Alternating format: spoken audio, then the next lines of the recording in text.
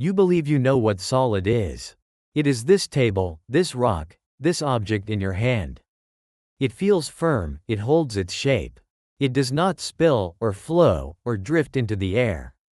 This idea is so fundamental to our experience of the world that to question it feels strange. The ground is solid. The chair you are sitting on is solid. The bones that give your body form are solid. Welcome to the science for deep sleep.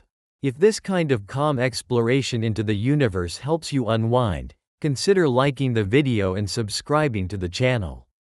And wherever you are right now, whether near an ocean, a forest, a city, or somewhere quiet in between, feel free to share where you're watching or listening from. This is the definition we have learned to trust. Solids have a definite shape and a definite volume. Their atoms are packed closely together, held in fixed positions, able to do little more than vibrate in place, like a quiet crowd waiting for something to begin. Liquids and gases, by contrast, are free. Their particles slide past one another, or fly off entirely. But what if this simple definition is incomplete? What if the feeling of solidity is an impression, created by our own sense of time? What if this simple ice cube, a symbol of the solid state, is in constant, quiet motion? And what if the very ground beneath your feet, the literal bedrock of our world, is not truly permanent either? This is a journey that starts with an ice cube, but it ends by looking at the fundamental nature of the world itself. We are going to explore the blurry, fascinating line where matter stops being solid. And by the end, you may not see the world around you in quite the same way again. Welcome to the Sleepy Scientist. If this kind of calm exploration into the physical world helps you unwind, consider liking the video and subscribing to the channel. Our understanding of what is solid is based on human time. We see an object, we touch it, and it feels unchanging. We return a day later, and it remains in the same shape. But the universe does not operate on human time. What appears static to us, over the course of years, or centuries, or millennia, can be a scene of quiet but profound activity. The line between solid and liquid is not sharp. It is a vast, murky space. And to find the truth, we must venture into that space, where things that look solid can flow, and things that flow can shatter. Our first stop on this journey is a substance that embodies this paradox, a material at the center of one of the longest-running experiments in history. The bridge, a liquid that shatters and a solid that flows. Before we look at the solidity of mountains, let us start with something smaller, yet just as counterintuitive. Imagine a substance that appears to be a solid. It is black and shiny, and if you strike it with a hammer, it shatters into pieces, just as a brittle solid should. You could hold a piece of it in your hand and feel no change. But if you place that same piece in a funnel and simply wait, something remarkable happens. A single drop will begin to form. It will stretch downwards, and eventually, after years, or even decades, it will fall. This substance is pitch, a kind of tar, and it is the subject of the world's longest-running laboratory experiment. In 1927, Professor Thomas Parnell at the University of Queensland in Australia wanted to show that some materials that appear solid are in fact fluids with incredibly high viscosity. He heated a sample of pitch, poured it into a sealed glass funnel, and allowed it to settle for 3 years. In 1930, he cut the stem of the funnel, and the long wait began. The first drop took nearly 8 years to fall. The second took another 9. Since the experiment started, only 9 drops have fallen, roughly 1 per decade. And there is something quietly humbling about its slowness. For nearly a century, no one had ever witnessed a drop fall with their own eyes. The experiment's longtime caretaker, Professor John Mainstone, famously missed the 8th drop in 2000 because the camera recording the event had a power failure. He had missed a previous drop in 1988 because he had stepped away for a moment. A decade of waiting for a few seconds of action, and he had missed it.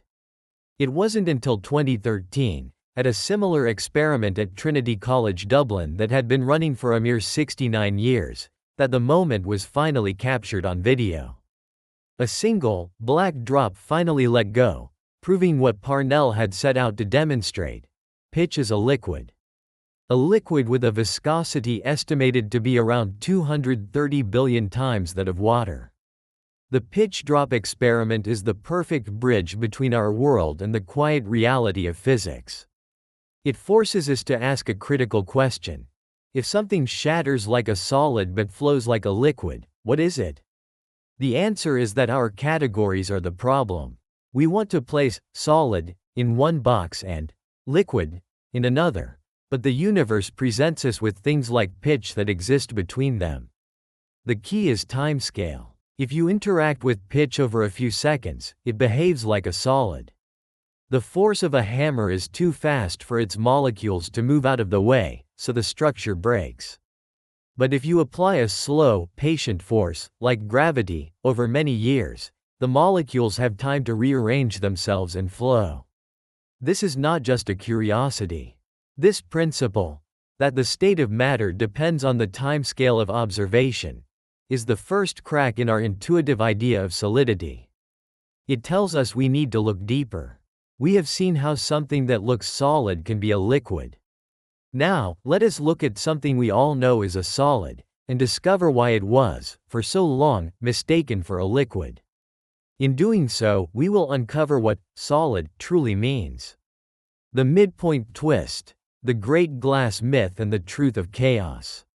There is a persistent, romantic, and quietly compelling story you may have heard. It is the story of old medieval cathedrals, whose stained glass windows are thicker at the bottom than they are at the top. The reason, the story goes, is that glass is not a true solid, but a supercooled liquid. Over centuries, it has slowly flowed downwards, pulled by the patient, relentless force of gravity. It's a beautiful idea. It connects us to the deep past, to imagine these silent, imperceptible changes happening over hundreds of years.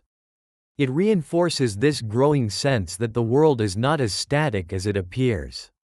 And yet, it doesn't seem to be true. The reason old window panes are thicker at the bottom has to do with how they were made.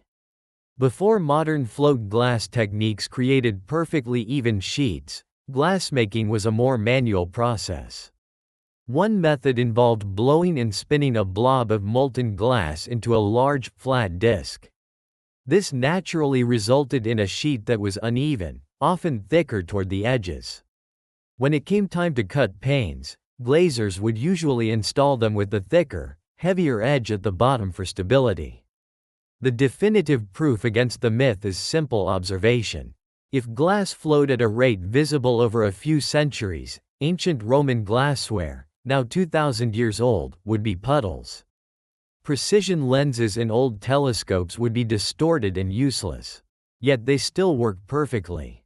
The rate of flow for glass at room temperature is so slow, it would take longer than the age of the universe for any change to be seen.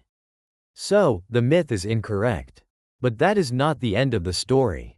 In fact, it is the beginning of a much deeper one. What makes the myth so believable is that glass is strange. It is not like other solids. And understanding why it is different is the key to this entire question. When most liquids freeze, their atoms do something remarkable.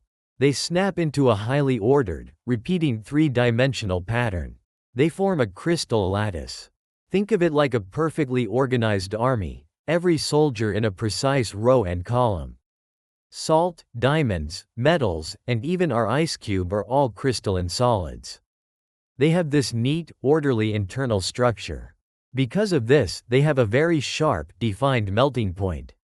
Glass is different. When you cool molten glass, its atoms do not snap into an orderly grid. The liquid becomes more and more viscous, and the atoms slow down, but they never get the chance to organize. They become frozen in place in a completely jumbled, disordered arrangement. Imagine taking a photograph of a chaotic crowd, and then freezing every person in that exact random position. That is glass. This is what physicists call an amorphous solid, from the Greek for without form. It has no long-range order. And because of this chaotic internal structure, it has no sharp melting point. Instead, as you heat it, it gradually gets softer and softer, slowly transitioning from a state that feels solid to a state that is clearly liquid. This behavior is why it is so tempting to call it a supercooled liquid. It is like a liquid that was stopped mid-process, its disordered structure locked in place. So while the flowing window story is false, it points to a deeper truth. Solidity is not just about being rigid. It is also about internal structure. There are two fundamental kinds of solids: the orderly crystalline solids, and the chaotic amorphous solids. This distinction is profound. We began with the simple idea of atoms vibrating in place. But now we see that even in that fixed state, there is a world of difference between order and chaos.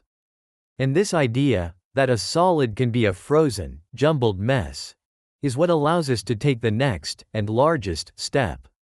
We will now apply this concept to the entire planet. The climax, the flowing planet and the quantum hum. There is perhaps no feeling more certain than the solid ground beneath our feet. But what is actually there? If you could go down, past the soil, you would reach bedrock. Deeper still, you enter the Earth's mantle, a layer of silicate rock nearly 3,000 kilometers thick. And this mantle, according to our best measurements, is a solid.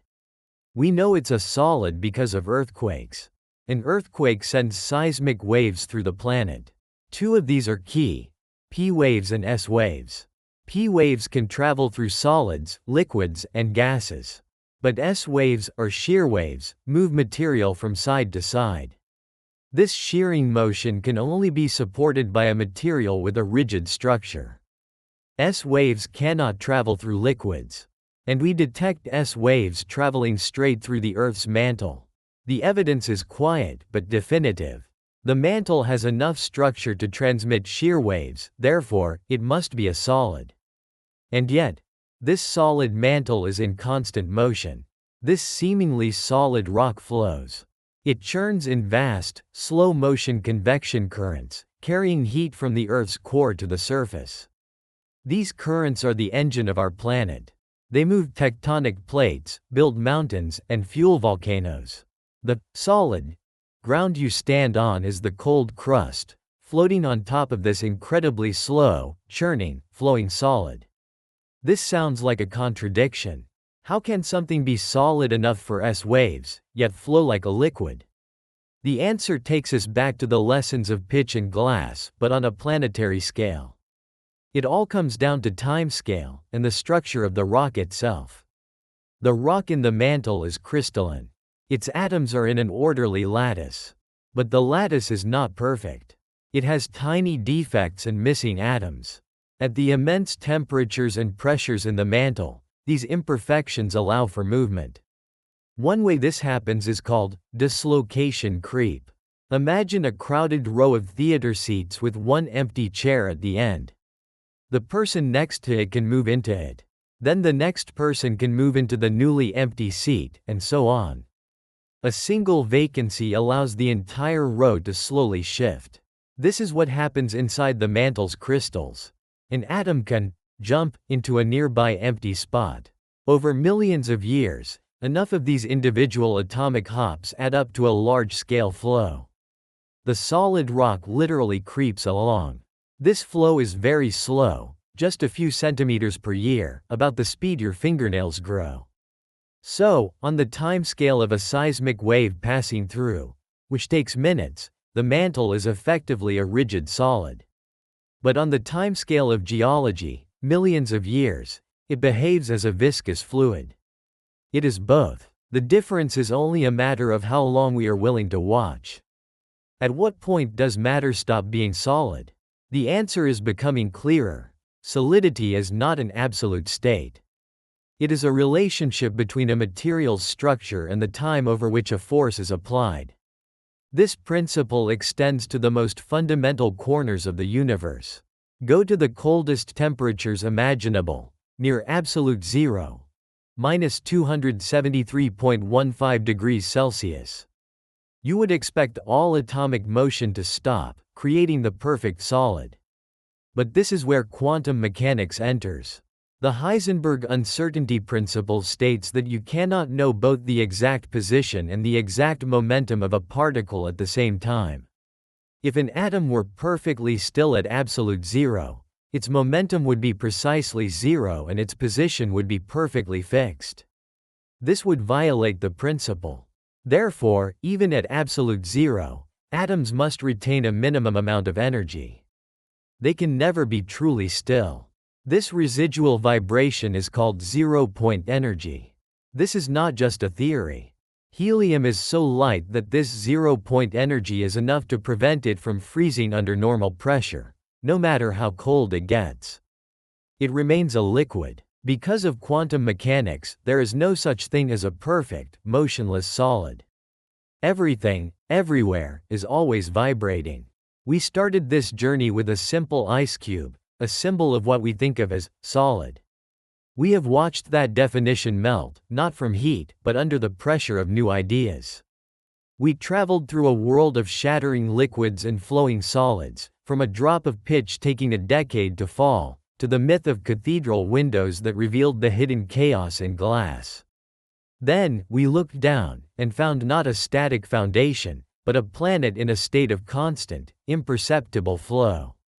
We found that the Earth's mantle, a solid by every short-term measure, creeps over geologic time. We journeyed to absolute zero, only to find that because of the quiet rules of quantum mechanics, nothing is ever completely still. So, at what point does matter stop being solid? The question itself holds the illusion. There is no point. There is no hard line. There is only a spectrum. Matter is never truly solid or liquid. It simply responds differently depending on temperature, pressure, and the timescale over which we observe it. The ice cube is a crystalline solid, but its molecules are always vibrating. Glass is an amorphous solid, its atoms locked in chaos. The rock of the mantle is a solid that flows, shaping our world over eons. The world is not as solid as it feels. Solidity is not an absolute state, but a behavior. It is a property that is relative, conditional, and dependent on your frame of reference.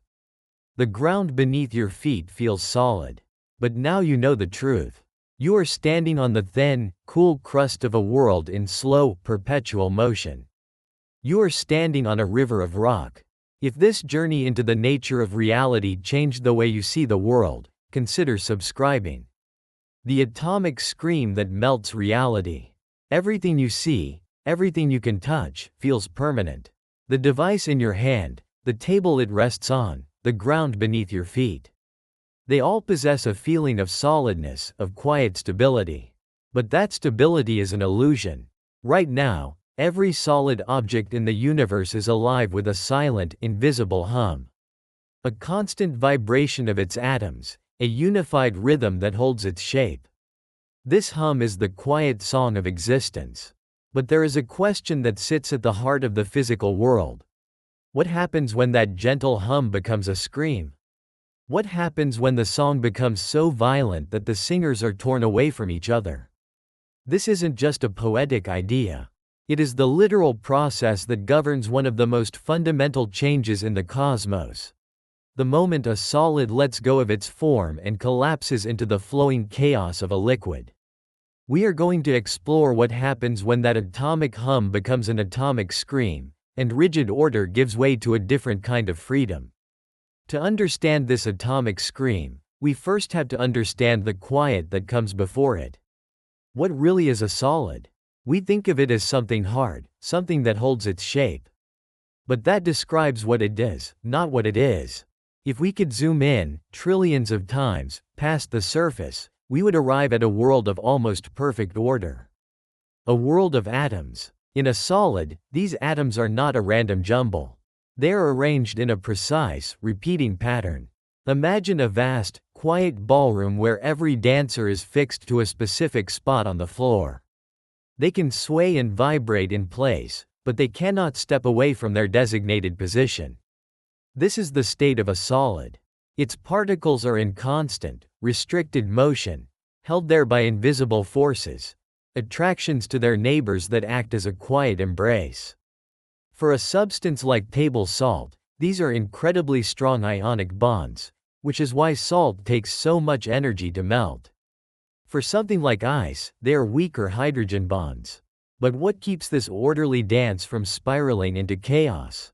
The answer lies in one of nature's quiet tendencies: the drive towards the lowest possible energy state. It turns out that for a vast number of solids, the most energy-efficient way for atoms to arrange themselves is in a regular, repeating pattern. This is a crystalline structure. Think of stacking oranges at a market. You could toss them in a pile, and that would be a jumbled, inefficient arrangement. This is what's called an amorphous solid, from the Greek for without form. Glass and wax are like this. Their atoms are frozen in a random state, like a snapshot of a liquid. But if you take your time, you can stack the oranges in a neat pattern where each one sits in the divot of the ones below it. This arrangement is the most stable. Nature does the same thing with atoms. It builds crystals. This crystalline state is a kind of default for order in the universe. It's a state of minimized energy. The entire structure of a crystal, whether it's a grain of salt or a diamond, is just the endless repetition of a single, fundamental building block. Scientists call this the unit cell.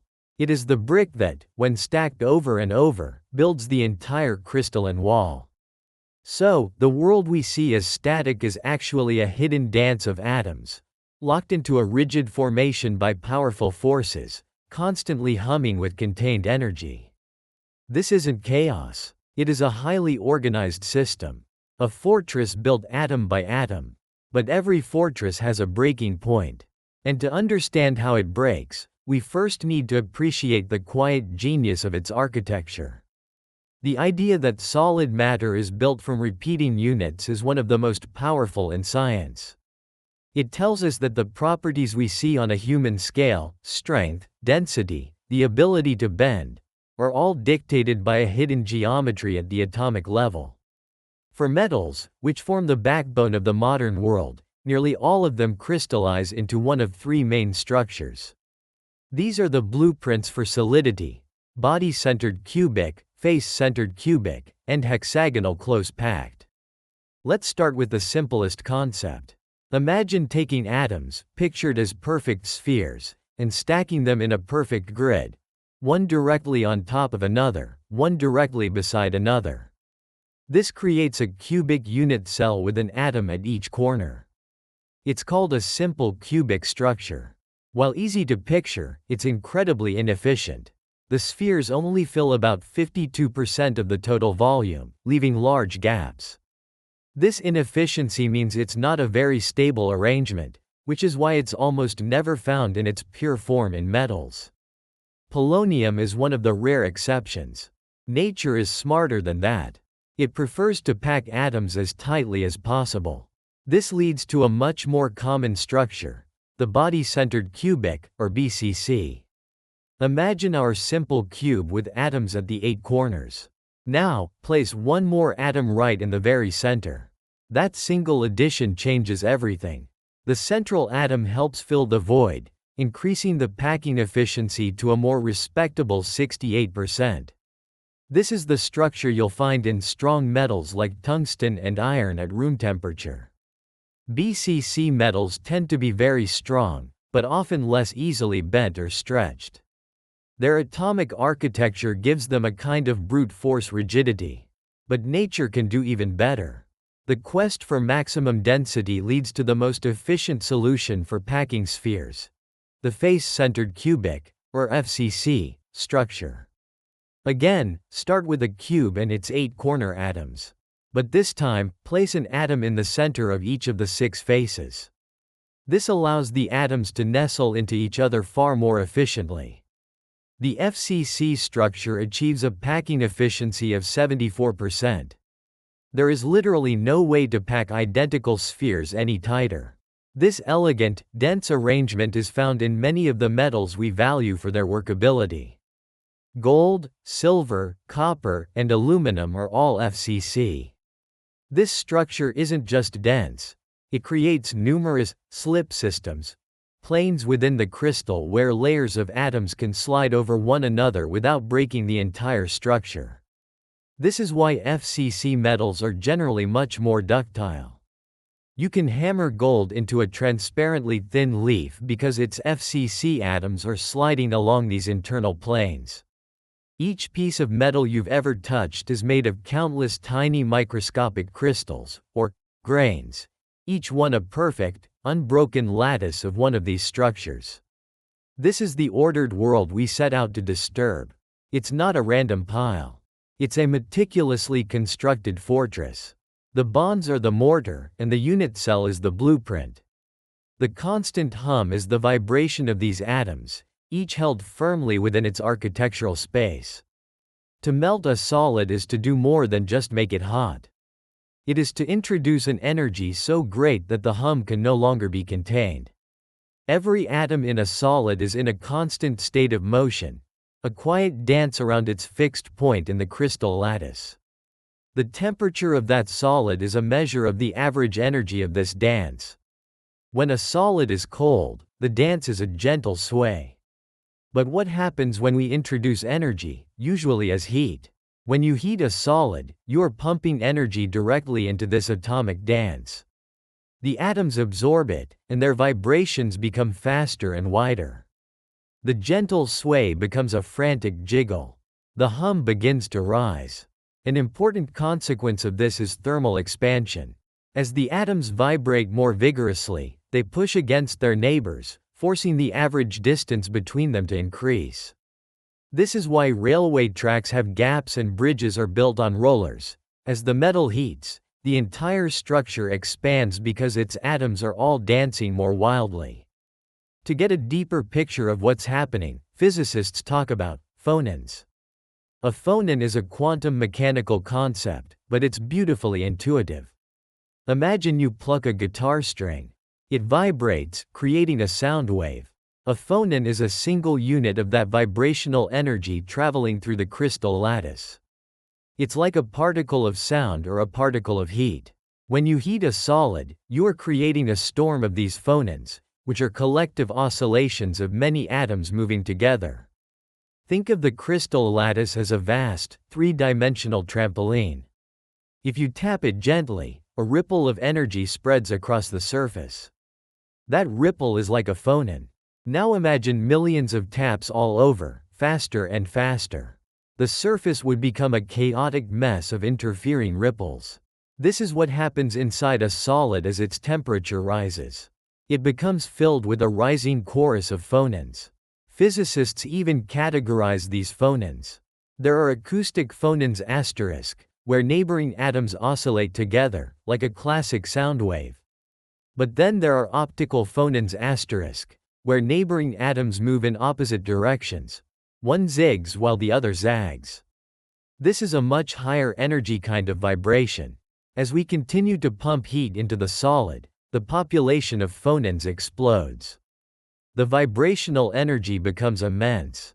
The gentle hum of the cold solid has now become an overwhelming chorus. The atoms are vibrating with such amplitude that they are straining the very forces that hold them in place. The elegant architecture of the crystal is now under immense stress. The bonds are being stretched and compressed billions of times per second. The dancers in our ballroom are no longer just wiggling. They are flailing, their connections stretched to the breaking point. The system is approaching a threshold. The chorus is becoming a roar. And that roar is about to become a scream. Every crystalline solid has a specific temperature at which the contained energy can no longer be held back. This is the melting point. It is not a suggestion, it is a hard physical limit. It is the precise temperature at which the vibrations of the atoms finally overcome the forces that lock them into the crystal lattice. This is the moment of the atomic scream. The rising chorus of phonons reaches a fever pitch. The energy of the individual atoms becomes so great that the bonds holding the crystal together can no longer contain them. They let go. This moment of transition is a dramatic event. At the melting point, even though you are still adding heat, the temperature stops rising. For a moment, all the energy being pumped in is consumed for one purpose only: to break the bonds of the solid state. This is the latent heat of fusion. It is the energy cost of dissolving the fortress. The instant those bonds break, the long-range order of the crystal lattice collapses. The repeating architecture, which stretched in an unbroken pattern for trillions of atoms, disintegrates. The dancers are finally free from their fixed positions. The solid melts. What is the liquid state that emerges? It's a state of compromise. The atoms have enough energy to move, but not enough to escape each other entirely. They are no longer locked in an ordered lattice, but they are still held closely together. They are now free to slide past one another, to tumble and flow. This is why a liquid has a definite volume, but no definite shape.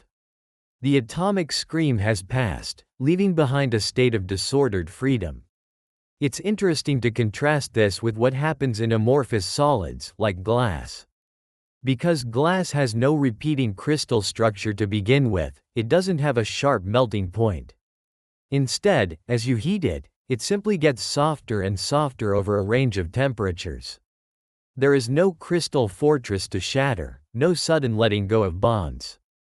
There is only a gradual yielding. A crystalline solid melts, an amorphous solid softens. This distinction highlights the quiet drama of true melting.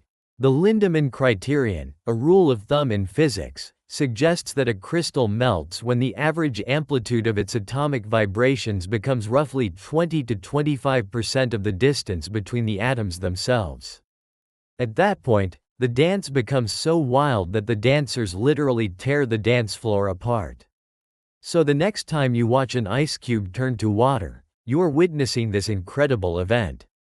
You are seeing a substance reach the critical point where the silent hum of its atomic vibrations, amplified by heat, becomes an unstoppable scream that tears its perfect, crystalline reality apart, liberating its atoms into the flowing world of the liquid. The act of melting feels like an end. It is the collapse of a meticulously built atomic structure. But in the grand scheme of the universe, and in the hands of humanity, this process is one of the most powerful tools of creation. From this chaos comes new order. Think about the history of human civilization.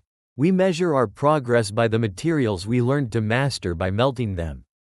The Bronze Age, the Iron Age, these eras were defined by our ability to take raw, solid ore, subject it to intense heat, and unleash the atomic scream.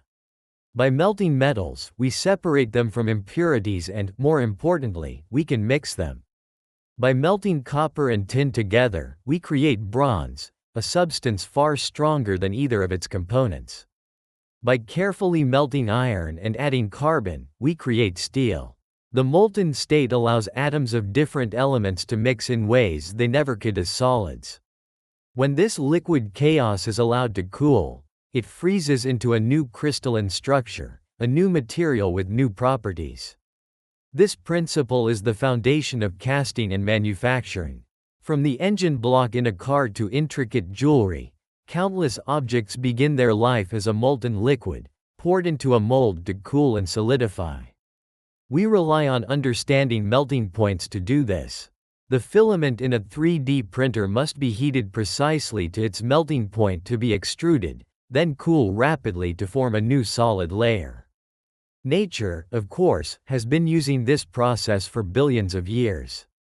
The ground we walk on is, in large part, the result of melting and cooling.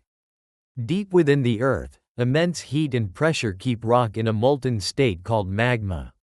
When a volcano erupts, this magma flows out as lava. As it cools, it solidifies into igneous rock. The speed of this cooling dictates the final structure.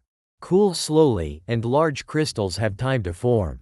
Cool rapidly, and you might get a volcanic glass like obsidian, an amorphous solid born from chaos that was frozen too quickly for order to take hold. So, the melting of a solid is not an end. It is a transition. It is the universe's way of hitting a reset button on matter. The atomic scream that tears down the crystalline fortress also liberates its atoms, allowing them to be rearranged, reformed, and reborn. The seemingly static, solid world around us is in a constant, slow-motion dance between order and chaos, between the silent hum of the solid and the violent scream of the melt. It's a quiet reminder that even in the most permanent-seeming objects, there is a hidden, dynamic life, waiting only for enough energy to unleash its own reality-melting scream. When solids decide to die, every solid is a quiet arrangement of atoms, held in place for a time. A silent community, locked in a formation that holds its shape against a universe that tends, very gently, toward disorder. For a while, they succeed. They build the ground under our feet, the mountains, the cities. They give us a sense of permanence, of things that feel as though they will last.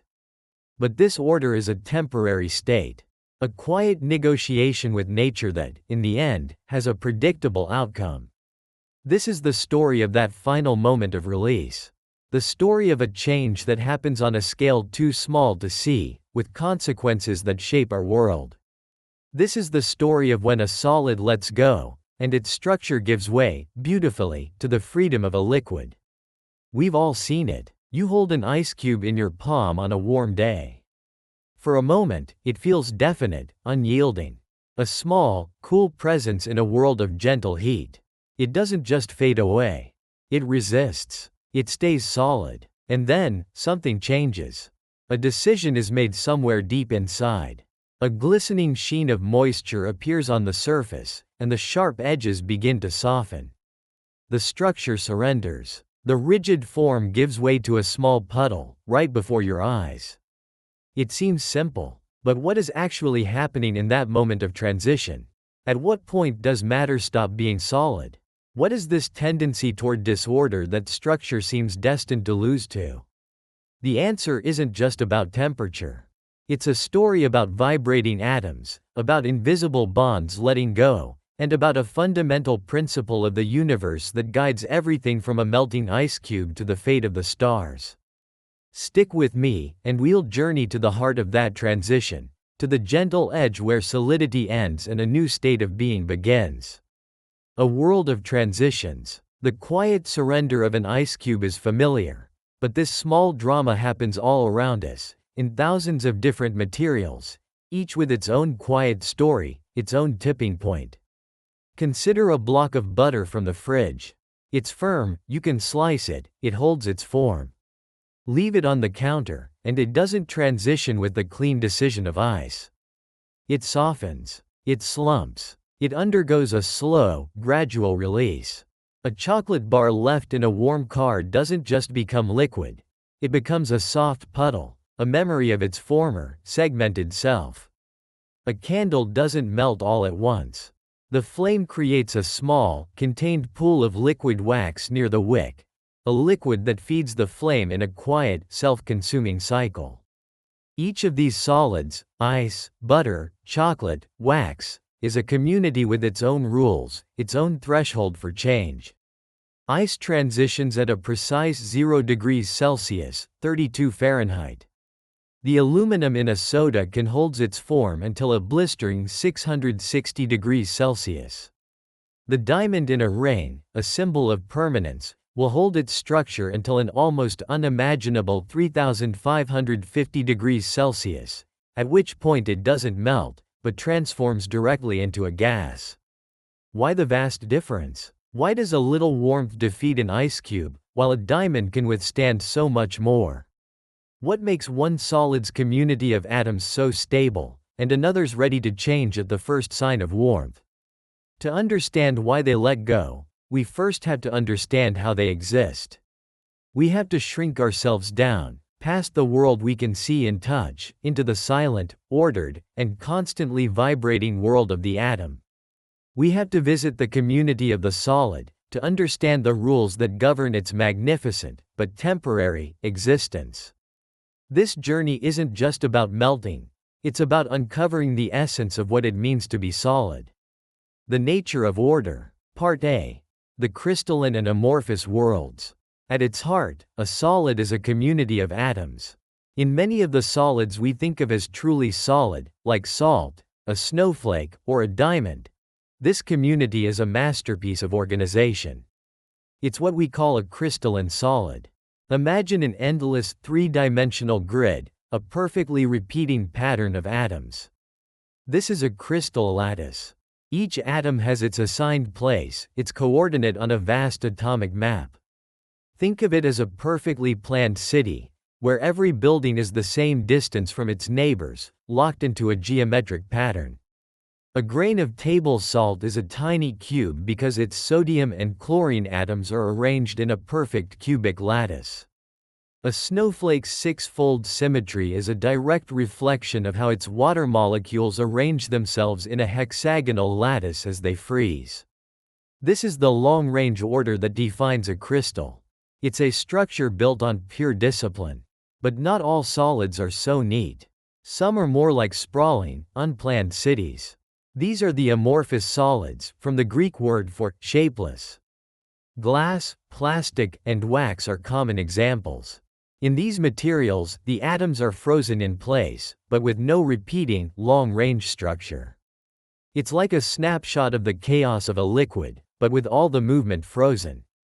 This difference is important. A crystalline solid, with its uniform structure, tends to have a sharp, well-defined melting point.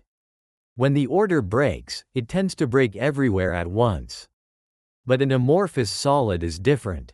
Because its atoms are arranged unevenly, with some bonds stronger and some weaker, it doesn't melt at a single temperature. Instead, it softens gradually over a range of temperatures. This is why glass can be blown and shaped. It doesn't surrender all at once, it just gets progressively more cooperative. For now, let's focus on the crystalline world, the truest form of order.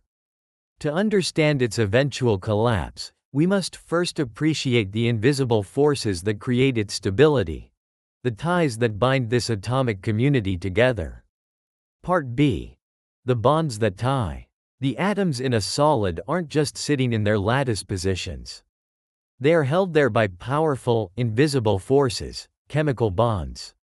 These bonds are the social fabric of the atomic world, and they come in several types, each giving the solid its unique character. First, there's the asterisk ionic bond. Imagine one atom gives an electron to another. The first atom, now positively charged, and the second, now negatively charged, are attracted to each other.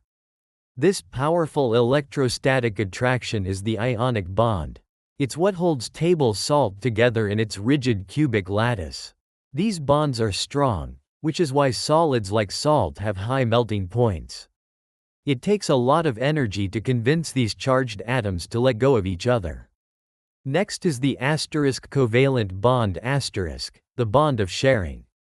Here, two atoms decide to share electrons, forming a stable partnership that holds them together. This is the principle behind the incredible hardness of a diamond. Each carbon atom is covalently bonded to four others in a vast, interlocking network. An entire diamond is essentially one giant molecule. To break it down, you have to physically break these incredibly strong, shared bonds. Then we have the asterisk metallic bond asterisk, which holds metals like iron and copper together. In a metal, the atoms release some of their electrons into a communal pool, a sea of electrons, that flows freely through the entire structure. The positively charged metal atoms are held together by their shared attraction to this mobile sea of negative charge. This is what makes metals such good conductors of electricity and heat. The bonds are strong, but also allow the atoms to slide past one another, which is why metals can be bent and shaped. These are the primary forces creating order. But even in the most stable solid, there is something else. A hidden, restless energy that can never be truly erased. This is the energy of vibration. Part C. The unseen tremor. We think of solids as being still, but this is an illusion of our scale. At the atomic level, nothing is ever truly still. Even in a perfectly ordered crystal, every atom is constantly vibrating around its fixed position in the lattice. This isn't just a side effect of being warm. This vibration is a fundamental aspect of existence, a consequence of quantum mechanics known as asterisk zero-point energy. A core principle of the universe says that you can never know both the exact position and the exact momentum of a particle at the same time. If an atom were perfectly still, we would know both with perfect certainty, which is not allowed. So, even at the lowest possible temperature, absolute zero, atoms must retain some minimal, unquenchable motion. Temperature, then, is not the cause of vibration, but a measure of its intensity. When we heat a solid, we are adding energy that makes its atoms vibrate more. They remain in their fixed positions, but their oscillations become wider and more frantic. The quiet hum of the atomic community grows into a more energetic roar. This vibration, this internal motion, is the agent of change. The bonds hold the atoms together, demanding structure. The vibrations push them apart, encouraging randomness. The existence of a solid is a balance between these two fundamental forces. And as we add more energy, as the vibrations grow, we approach a tipping point, a moment where the forces of order can no longer hold the structure together. We approach the moment of melting, the influence of warmth and disorder. Part A. What heat is. We've talked about adding heat, but what does that really mean? Our experience of heat is sensory, but at the physical level, heat is the transfer of energy. Specifically, it's the transfer of the energy of motion from a warmer place to a colder place. Imagine our solid's lattice of atoms, vibrating gently. Now, we bring it into contact with something warmer, like the air on a summer day. The particles in the warm air are moving more violently. When these fast-moving particles collide with the surface atoms of our solid, they transfer some of their energy. The atom that was just struck begins to vibrate more intensely. This more violent vibration is then passed down the line. That atom bumps into its neighbors in the lattice, and they, in turn, start to vibrate more and pass that energy to their neighbors. This chain reaction, this wave of increasing vibration, is how heat spreads through a solid. So, when we heat a solid, we are starting a cascade of motion. We are causing the atoms at the surface to shake more violently, and that shaking spreads through the ranks. This brings us to a concept far more profound than just melting. It brings us to the universe's quiet but unyielding rule of change, the second law of thermodynamics. Part B. The universe's quiet direction, entropy. The second law of thermodynamics is often summarized as, everything tends toward disorder. The more precise idea behind it is entropy. And entropy is not just disorder, it is a measure of probability. Imagine you have a new deck of cards, perfectly ordered. This is a state of very low entropy. There is only one way for the deck to be in this perfect order. Now, you shuffle the deck. What are the chances it will land back in that one, perfectly ordered state? Infinitesimally small. Instead, it will land in one of the countless trillions of possible jumbled, disordered states. It's not that the universe prefers things to be messy. It's that there are overwhelmingly more ways for things to be messy than for them to be ordered. A disordered state is simply the most statistically probable outcome. Energy and matter tend to spread out and arrange themselves in the most likely configuration available. That is entropy. Think of an ice cube in a warm room. The energy is initially concentrated in the warm air, and the structure is concentrated in the ordered crystal of the ice. The second law tells us that the most probable future is one where that energy spreads out into the ice, and the structure of the ice gives way, its molecules mingling freely as a liquid. A room that is uniformly warm is a much higher entropy, much more probable state than a room with a pocket of cold, ordered ice in it. This universal drive towards the most probable, most disordered state is the quiet pressure against which every solid stands. The perfect, low-entropy crystal lattice is an island of improbable order in an ocean of ever-increasing chaos. The vibrations we introduce with heat are the agents of entropy, working from within to help the solid return to a more probable, more disordered state, the state of a liquid. Part C. The question of order and life. At this point, you might look around and think this doesn't quite add up. You, a thinking, breathing, incredibly complex and ordered being, are here. Life itself, from a single cell to a rainforest, is a bastion of staggering, improbable order. How can life exist in a universe governed by a law that favors disorder? This apparent paradox reveals a crucial detail about the second law. The law states that the total entropy of a closed system must always increase. But life is not a closed system. To maintain your own internal order, you must constantly increase the disorder of your surroundings. You eat food, ordered chemical energy, and you break it down, releasing less ordered waste and heat into the environment. You are an engine of entropy. You create a small pocket of local, temporary order for yourself, but you do so at the cost of creating a much larger amount of disorder in the universe around you. You are not an exception to the rule. Your existence is a consequence of it. A solid crystal is much simpler. It can only sit there and resist. But the principle is the same. The balance between the bonds holding it together and the vibrations trying to pull it apart is a local event in the universe-spanning story of entropy. The solid is a temporary arrangement, a fleeting moment of low entropy structure. But the law is the law.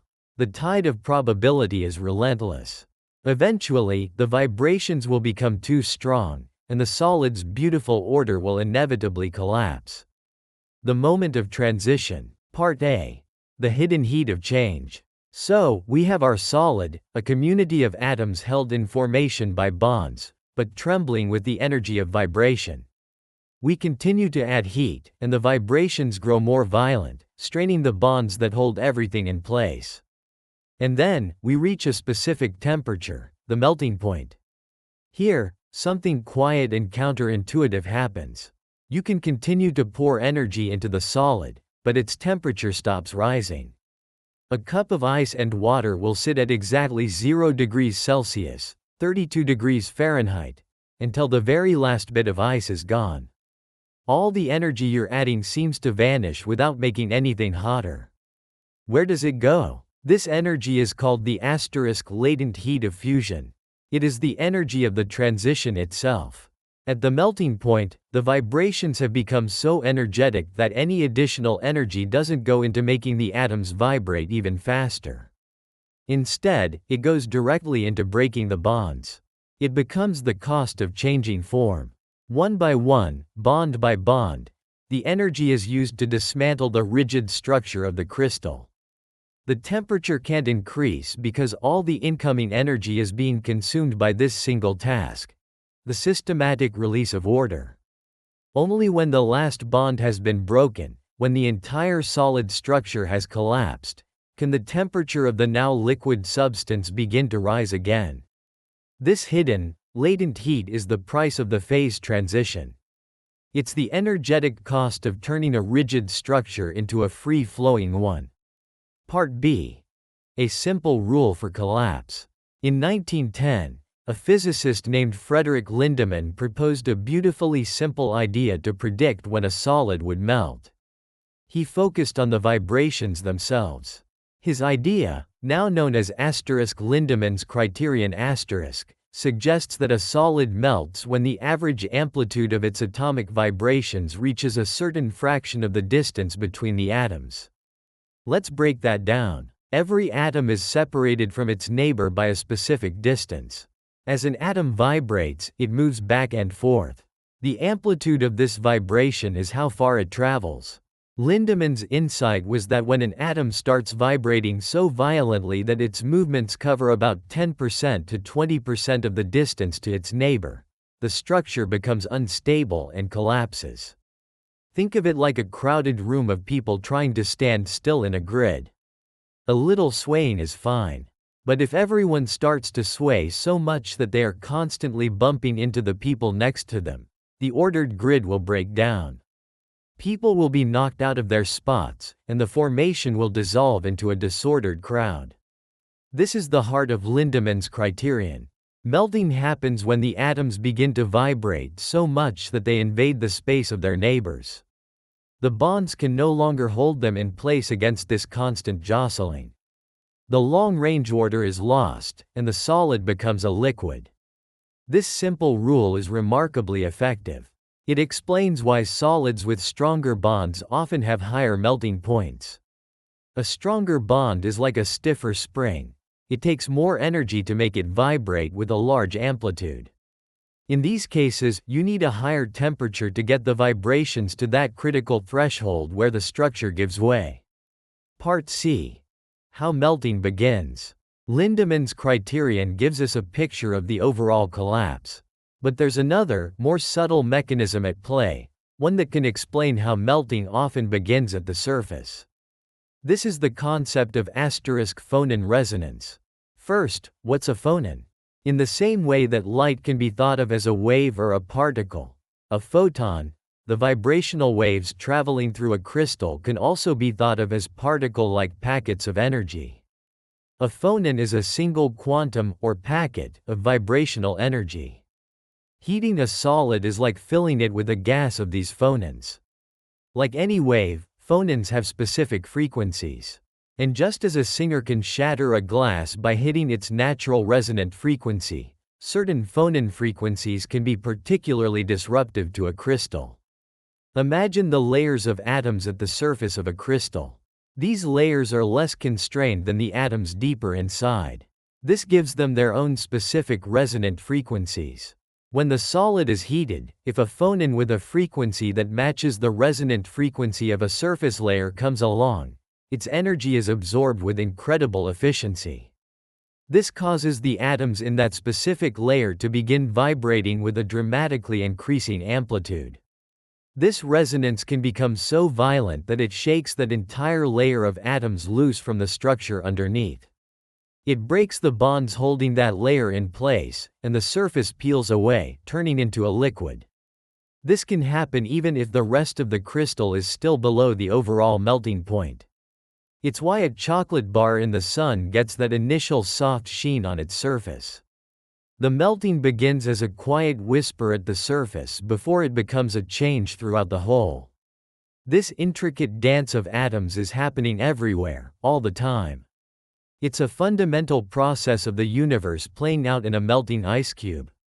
If this kind of calm exploration into the hidden world of physics helps you unwind, consider liking the video and subscribing to the channel. But the story doesn't end here. The quiet letting go of a single solid has an echo that reaches to the edge of the cosmos.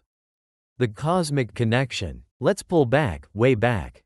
From the atomic dance of a single melting crystal, all the way out to a cosmic perspective. That final surrender of the solid is not an isolated event. It is a tiny, local performance of a pattern that is playing out on a universal scale. It is a manifestation of the second law of thermodynamics, the very principle that gives time its direction. When the solid melts, its entropy increases. A highly ordered, low probability state has transformed into a disordered, high probability state. The story of the melting solid is the story of the arrow of time. We see solids melt, but we do not see puddles spontaneously assemble themselves back into perfect ice cubes. That journey is a one-way street, because going backward would mean a spontaneous decrease in the universe's total entropy, a violation of the most probable path. Every time you witness this transformation, you're seeing a small-scale echo of the universe's own narrative. Our universe, according to our best models, began in a state of incredibly low entropy. The energy of the Big Bang was packed into an infinitesimally small, hot, dense, and surprisingly uniform point. This was a state of profound order. Ever since that moment, its total entropy has been increasing. Stars burn their ordered fuel and radiate disordered heat. Galaxies drift apart. Energy spreads out, becoming more diffuse and less concentrated. The ultimate, though still theoretical, fate of our universe is a state known as heat death. A future, trillions of years from now, where all the stars have burned out and all that remains is a vast, cold expanse filled with a uniform soup of particles and low-energy radiation. A state of maximum entropy. perfect equilibrium, perfect, unchanging, quiet disorder. The change in a solid is a microcosm of this cosmic journey. The perfect crystal is like the young, ordered universe. The addition of heat is like the engine of time, driving change. The collapse into a liquid is one small step on the march towards higher entropy. And the final, disordered liquid is a quiet glimpse of the universe's own ultimate, tranquil end. The balance between order and disorder that a solid negotiates every day is the same one the universe itself is moving through, in the fullness of cosmic time. So, the next time you see an ice cube in a glass, or a snowflake vanishing on your glove, take a moment.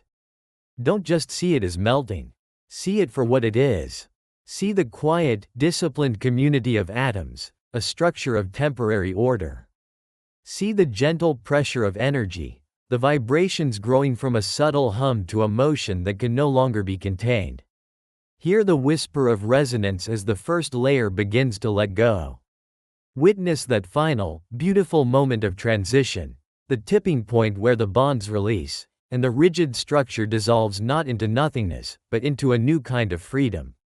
The death of a solid is not an end. It is a transformation. It is a necessary and fundamental process of change, a small part of the forward-flowing current of time and entropy. It is a reminder that in this universe, order is temporary. And in the end, everything, from a single crystal to the cosmos itself, eventually surrenders to the gentle, inexorable pull toward the most probable state of being. The secret particle dance that melts everything. In the quiet world of the very small, there is an order that underpins much of what we see. Imagine a vast, silent structure where every single particle has its place, arranged in a perfect, repeating grid. This is the inner life of a solid. From the ice in a glass to the steel in a building, it is a world of immense stability, where atoms are bound to their neighbors, unable to leave their fixed positions. They can vibrate, a subtle shiver of energy, but they cannot break formation. These bonds between particles are powerful, holding the structure rigid and strong. It is this order that gives a diamond its hardness and allows a bridge to bear weight without yielding. For a time, this arrangement seems permanent, a silent testament to structure and stability. But what happens when energy is introduced to this system? The quiet vibrations grow more insistent, the structure strains, and eventually, the perfect formation dissolves into a flowing, disordered state. The rigid grid gives way to a fluid. This transition is not just a scientific curiosity. It is a fundamental process that turns the unyielding into the changeable, the static into the dynamic. By the end of this exploration, you will understand this quiet dance of particles, from the melting of ice to the forging of metal, and even the strange case of a solid that disappears without ever becoming a liquid at all. The world of solids, the frozen ballroom. Before we can understand the dissolution of this order, we must first appreciate the structure itself. What does it mean for something to be a solid? The answer seems simple. A solid is something that holds its shape. But the reason why it holds its shape is found in the arrangement of its smallest parts, the atoms and molecules. In most solids we encounter, these particles are arranged in a highly organized, three-dimensional pattern known as a crystal lattice. It is a state of near-perfect choreography. Each particle occupies a precise coordinate in space, held there by forces of attraction to its neighbors. These forces act like invisible tethers, allowing the particles to vibrate in place but preventing them from moving freely. This is what defines a crystalline solid. Substances like salt, sugar, diamonds, and most metals are examples of this. Their internal order gives them their distinct properties. Because the arrangement is so regular, they often form flat faces and sharp edges, and when they break, they tend to do so along straight lines, a property called cleavage. The strength of the bonds connecting the particles determines how hard the solid is, and how much energy it will take for the structure to finally break down. However, not all solids are so perfectly organized. Some are what we call amorphous, a word derived from the Greek for without form. In an amorphous solid, the particles are still packed closely together, unable to move far, but there is no long-range order. It is less like a repeating grid and more like a crowd of people frozen in place at a random moment. Glass is a classic example of this, as are rubber and many plastics. This lack of order changes their behavior. They do not have the sharp, flat faces of crystals, and they tend to fracture into curved, irregular shapes. Their transition to a liquid is also different. Instead of a sudden, sharp melting point, they tend to soften gradually over a range of temperatures, much like a chocolate bar left in a warm place. For our purposes, we will focus on crystalline solids, where the transition from order to disorder is most distinct. But it is important to remember this other class of solids exists, following a slightly different set of rules from the beginning. So, we have our scene, a vast arrangement of countless particles locked in a perfect, rigid formation. They are not entirely still. They possess a small amount of kinetic energy, which causes them to vibrate in their fixed positions. Temperature is simply a measure of this average energy of motion. Even in the coldest ice, the water molecules are in a state of constant, subtle vibration. The dance has already begun, but it is a quiet, restrained affair. Turning up the music, the role of energy. How does this ordered, solid structure begin to break down? Energy must be introduced. In the world of particles, this is most often accomplished through heat. When you place an ice cube in a warm room, you are starting a process of energy transfer. The faster-moving particles of the warm air collide with the slower-moving particles at the surface of the solid. With each collision, a small amount of energy is transferred. This energy spreads through the solid by conduction. One particle, vibrating more intensely after a collision, bumps into its neighbors, transferring some of its newfound energy. They, in turn, transfer it to theirs. A wave of increasing vibration propagates through the entire crystal lattice. This process increases the kinetic energy of the particles. The gentle swaying we spoke of becomes a more vigorous jiggle. As we continue to add heat, the vibrations grow more and more intense. The particles shake back and forth, straining against the bonds that hold them in place. The temperature of the solid rises. Remember, temperature is a measure of the average kinetic energy. More heat leads to more vigorous vibrations, which registers as a higher temperature. If we were to place a thermometer on a block of ice at -10 degrees Celsius and begin to heat it, we would see its temperature climb steadily towards 0 degrees Celsius. During this phase, the object is still a solid. The particles are vibrating with increasing energy, but they are still held in their designated places. The bonds are stretching and straining, but they have not yet broken. The fundamental order of the crystal lattice remains intact. The structure is still a grid, though it has become a very unstable one. The system is approaching a critical threshold, a point where the structure can no longer be maintained. This point is known as the melting point, the breaking point, the phase transition. Something unexpected happens when a solid reaches its melting point. For pure water, this is 0 degrees Celsius or 32 degrees Fahrenheit. The particles are vibrating with as much energy as the crystalline structure can withstand.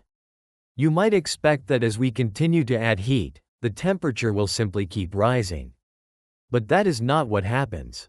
If you were to place a thermometer in a container of melting ice, you would see something remarkable. As long as any ice remains, the temperature of the ice-water mixture stays locked at exactly 0 degrees Celsius. It does not change. This raises a critical question. If energy is still being added to the system, but the temperature is not increasing, where is that energy going? The energy is being used for the transition itself. It is being applied not to make the particles vibrate faster, but to finally break the bonds that hold them in their rigid lattice positions. This energy is known as the latent heat of fusion. The word latent comes from Latin, meaning to lie hidden, because this energy input does not register as a change in temperature. The additional energy is being absorbed by the particles to overcome the forces chaining them to their spots in the grid. One by one, a particle absorbs enough energy, and the bond breaks. It is now free from its fixed position. Then another particle absorbs enough energy, and another. This process requires a specific amount of energy for every bond that is broken. Until every particle has been liberated from the crystal structure, the overall average speed of the particles, the temperature, does not increase.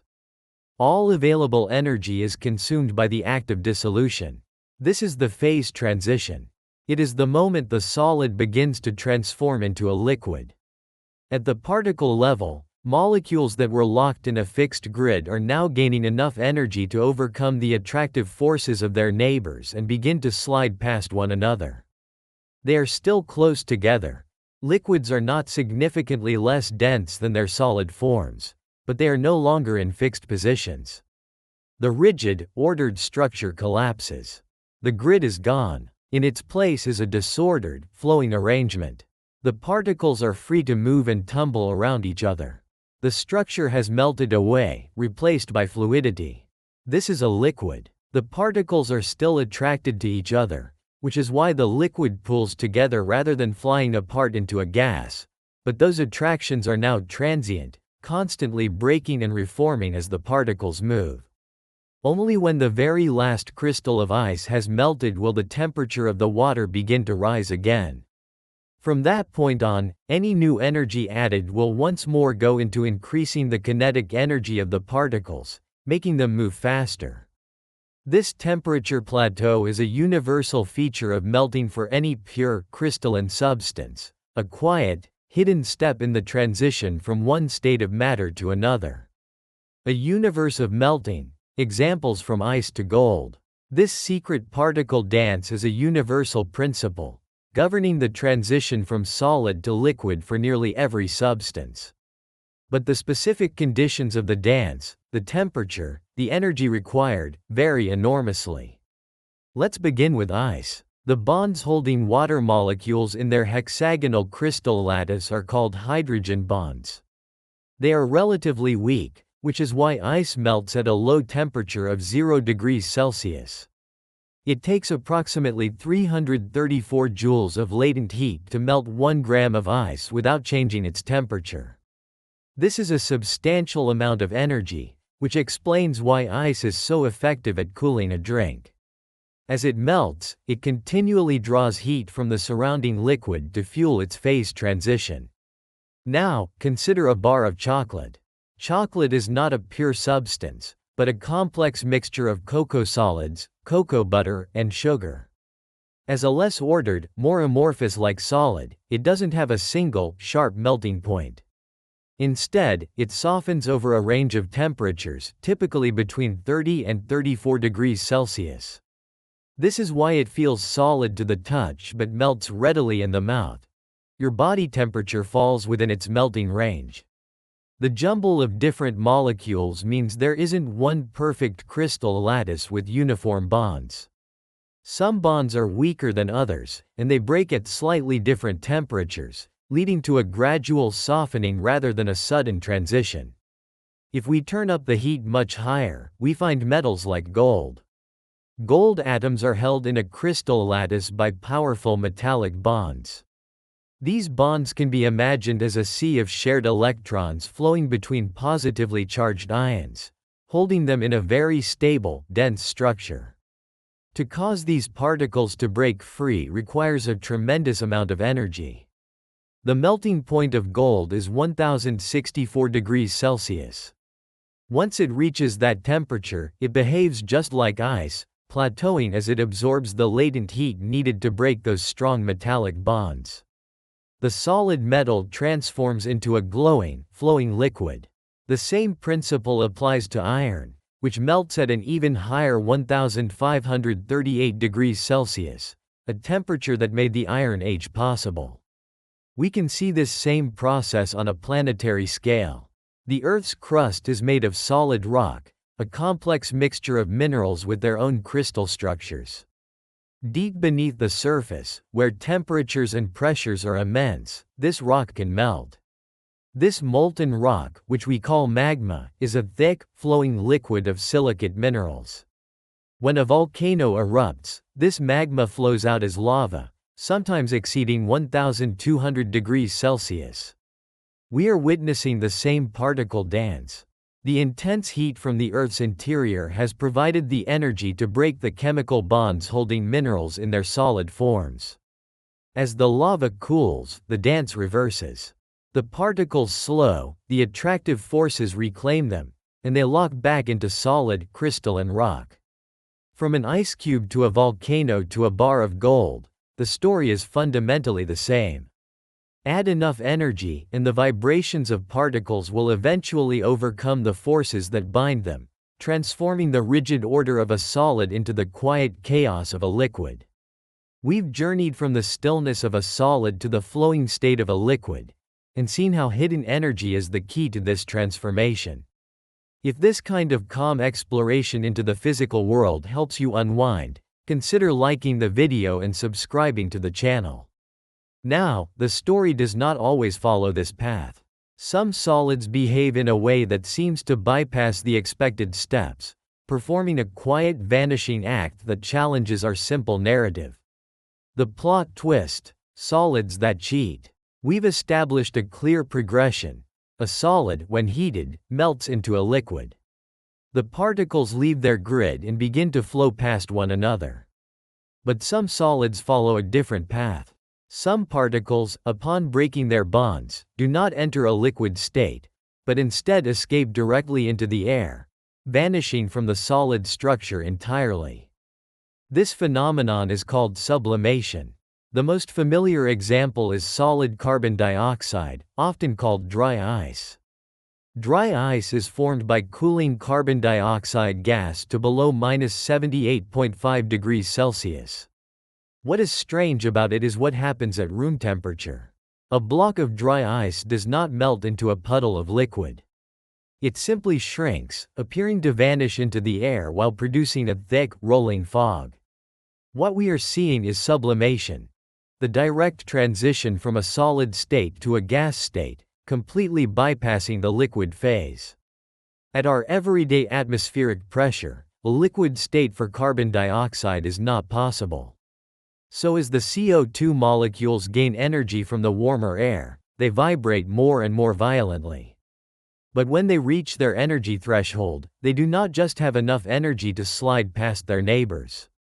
They have so much energy that they overcome all intermolecular attractions in a single leap, escaping directly from the solid as individual gas molecules. The thick fog we see is a common source of misconception. The carbon dioxide gas itself is invisible, just like the air.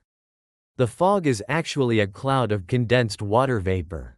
The extremely cold CO2 gas chills the surrounding air, causing the invisible water vapor within it to cool and condense into tiny droplets of liquid water or ice crystals. You are seeing a cloud form, made visible by the extreme cold. Sublimation is not unique to dry ice. An old ice cube left in a freezer for months will slowly shrink. Even at freezing temperatures, some water molecules at the surface gain enough energy to escape directly into the air as water vapor, slowly reducing the cube's mass without it ever melting. This same process is responsible for freezer burn, where sublimation of water from the surface of food leaves it dried out. The narrative of melting, then, has an important footnote. While most solids transition into liquids, some, under the right conditions, find a loophole in the phases of matter, reminding us that the physical world is full of quiet surprises. Why this dance matters: wider implications. Understanding this fundamental dance of particles is not just an academic exercise. It is a concept that underlies countless processes that shape our world, our technology, and our existence. Consider the planet's climate. The melting of glaciers and polar ice caps is a direct, large-scale demonstration of this particle dance. As global temperatures rise, more energy is being pumped into the Earth's vast stores of ice. This energy is driving a phase transition on a planetary scale. The latent heat of fusion is being paid, molecule by molecule, and the solid, crystalline structure of ancient ice is breaking down into liquid water. This not only raises sea levels, but it also alters the Earth's climate regulation. Bright ice reflects sunlight back into space. As it is replaced by darker ocean water that absorbs more heat, a feedback loop is created that accelerates warming and causes even more melting. The quiet dance of a single water molecule, multiplied across trillions, has consequences for the entire globe. In technology, our ability to control this phase transition is the basis of metallurgy. From the Bronze Age to the modern era, the ability to heat solid metals until they become liquid has allowed us to create everything from simple tools to complex engines. When a factory casts an engine part, it melts aluminum completely, pouring the liquid into a mold where it will cool and re-solidify, its particles locking back into a strong crystal lattice.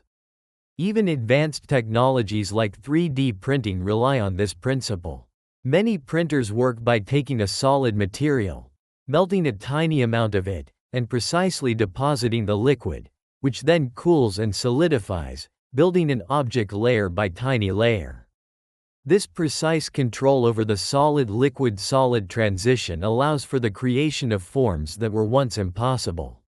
This understanding has led to the development of phase change materials, or PCMs. These are substances with a melting point in a useful temperature range. Embedded in building materials, they can passively regulate temperature. As a room heats up, the PCM melts, absorbing large amounts of latent heat and keeping the room cool. At night, as the room cools, the material freezes and releases that stored heat back into the space. From the geologic forces that shape our planet's surface, to the climate systems that govern our weather, to the industrial processes that build our modern world, the secret particle dance of melting is everywhere. It is a fundamental process of transformation, from order to disorder, and back again. We began with a scene of perfect, frozen order. Particles locked in a rigid, vibrating grid. We saw how the introduction of energy causes these vibrations to grow, until the structure reaches its melting point. There, a hidden energy, the latent heat of fusion, is used not to raise the temperature, but to break the bonds holding the particles in place. The result was the flowing disorder of a liquid. We saw this dance in ice, chocolate, and molten gold. We even met the substances that bypass this dance entirely, sublimating directly from a solid into a gas. The next time you watch an ice cube melt, perhaps you will see something more than just water forming. You might see the epic, microscopic process taking place, the transfer of energy, the intensification of vibrations, and the quiet, one-by-one liberation of trillions of water molecules as they break free from their crystalline prison. This silent dance, this fundamental transition from order to fluidity, is not just a concept. It is a process that sculpts our planet, enables our technology, and shapes the world around us. What was the most interesting part of this process for you? Feel free to share your thoughts in the comments below.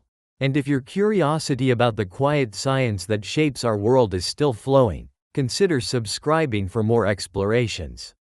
Scientists finally created the God metal. Deep within the gas giants of our solar system, where pressures become almost unimaginable, science has long predicted that the universe's simplest element behaves in an unusual way. It is hydrogen, an element we know as a transparent gas, but under these extreme conditions, it is thought to transform into something else entirely, a shimmering, electrically conductive metal. For nearly a century, this material has been a quiet prophecy in physics. It holds a subtle but profound promise: the possibility of conducting electricity with perfect efficiency at room temperature. It could be the key to a future of lossless energy, or the most powerful chemical propellant we could imagine. For decades, it was an idea confined to theory and calculation. But that idea may have recently been brought into the real world.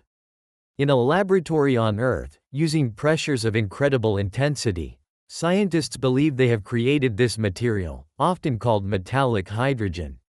But this is not a simple story of discovery.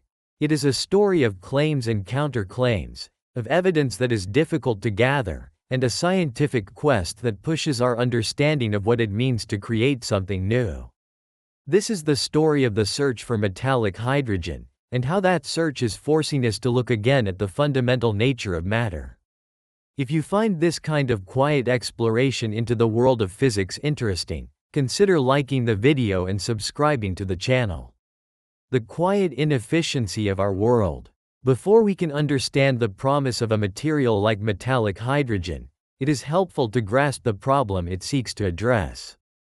It is a problem so fundamental to our technological world that it often goes unnoticed. It is the problem of energy waste. Nearly every piece of technology we use, from the phone in our hand to the vast data centers that connect the world, relies on the flow of electricity. And each of them contends with a constant, subtle friction. It is called electrical resistance. You can think of the wire carrying electricity as a hallway, and the electrons as people moving through it.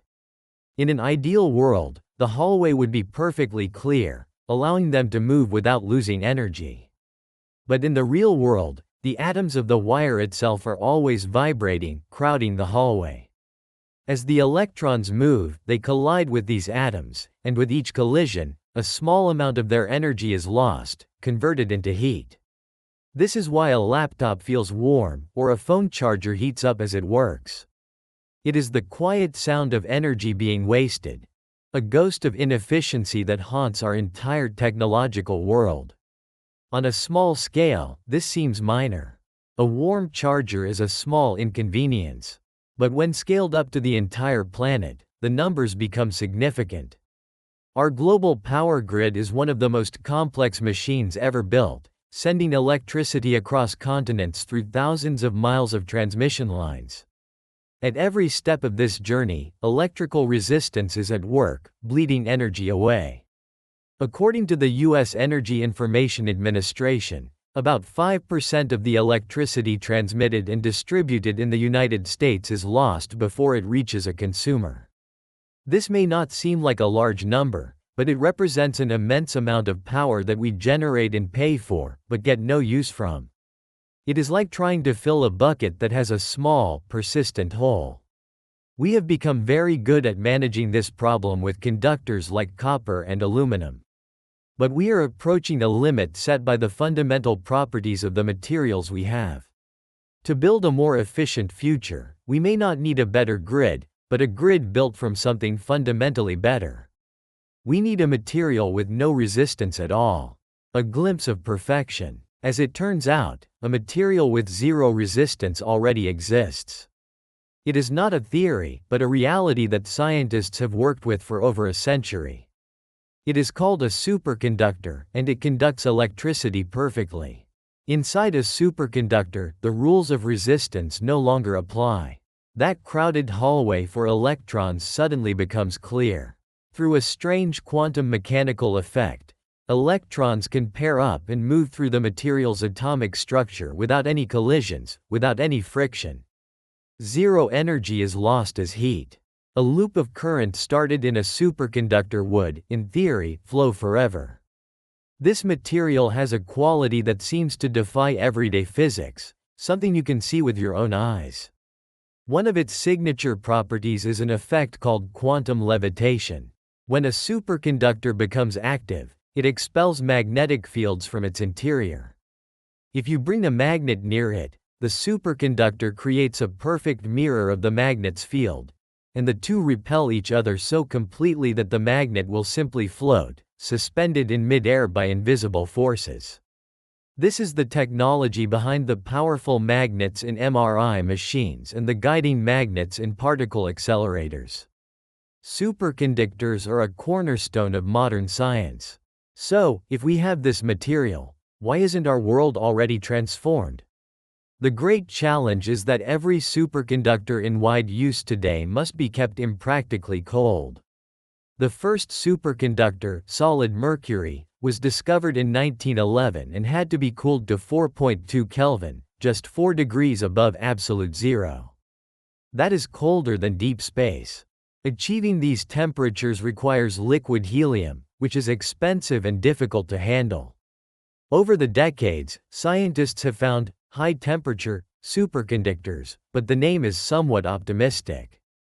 While some materials show superconductivity at much higher temperatures under extreme pressures, the record holder at ambient, or normal, pressure still needs to be cooled to around 138 Kelvin, which is minus 135 degrees Celsius. This is warm enough to use liquid nitrogen, which is cheaper than helium, but it is still profoundly cold. Building a power grid where every wire had to be constantly bathed in a substance that cold is not a practical solution. Superconductors today are like a glimpse of a perfect future, but one that is trapped behind a wall of cold. To truly change the world, we don't just need a superconductor. We need one that works in the normal, warm conditions of our world. And for nearly a century, the best candidate for this has been the simplest element of all: hydrogen. The hydrogen question. The story of metallic hydrogen begins not in a modern laboratory, but in 1935, with a simple but profound question. Two physicists, Eugene Wigner and Hilliard Bell Huntington, were looking at the periodic table. They saw hydrogen, a transparent gas, sitting at the top of a group of elements that were all soft, silvery metals: lithium, sodium, and potassium. They asked whether hydrogen was the odd one out, or simply a member of the family hiding its true nature. They theorized that under normal conditions, hydrogen exists as H2 molecules, where two atoms are bonded together. This is why it is an insulator. But they predicted that if you could apply an unimaginable amount of pressure, you could force those molecules so close together that their bonds would break. In this new, ultra-dense state, the hydrogen atoms would be squeezed into a rigid, crystalline lattice. Their electrons, torn away from their parent atoms, would be free to flow effortlessly through the entire structure. A sea of free-flowing electrons is the very definition of a metal. They predicted that if you squeezed hydrogen hard enough, this clear gas would transform into a shiny, solid metal. This prediction remained theoretical for decades. The pressures they spoke of, around 25 gigapascals, or 250,000 times atmospheric pressure, were not achievable at the time. But as the theory was refined, the predicted properties of this material became more and more interesting. The most exciting prediction was its potential as a room-temperature superconductor. Models suggest that because hydrogen atoms are so light, their vibrations in a metallic lattice would be extremely energetic. These vibrations are what are thought to allow electrons to pair up and superconduct.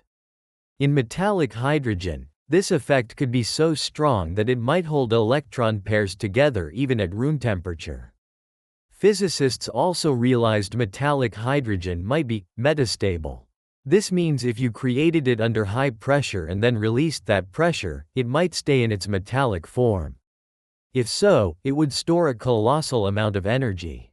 If you could then trigger it to return to its normal state, it would release that energy with enormous force, making it, by a significant margin, the most powerful chemical propellant ever theorized. The quest for this material had a clear destination, a place where nature had already done the work. Deep inside the gas giants, Jupiter and Saturn, immense gravitational pressure squeezes hydrogen into a liquid metallic state.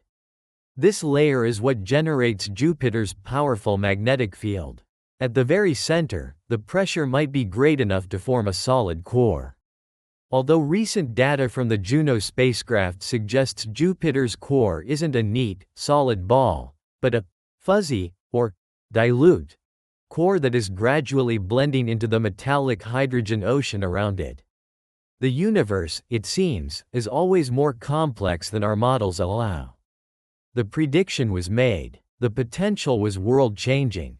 All that was left was for humanity to build a machine that could replicate the heart of a planet. The diamond anvil. How do you create pressures of millions of atmospheres? You cannot use a simple press. at these pressures, steel behaves like a liquid. You must use the strongest substance known, diamond. The primary tool in the search for metallic hydrogen is a device of both simple design and immense power: the diamond anvil cell. Imagine taking two flawless, brilliant-cut diamonds. Their sharp points are ground down into tiny, flat plateaus, just a few hundred micrometers across. These two diamonds are mounted opposite each other. Between their tips, a tiny metal gasket with a microscopic hole is placed. This is the sample chamber, into which a small amount of hydrogen is loaded. Then, a series of screws begins to turn. The device translates a modest force from the screws into an astronomical pressure on the point where the diamonds meet.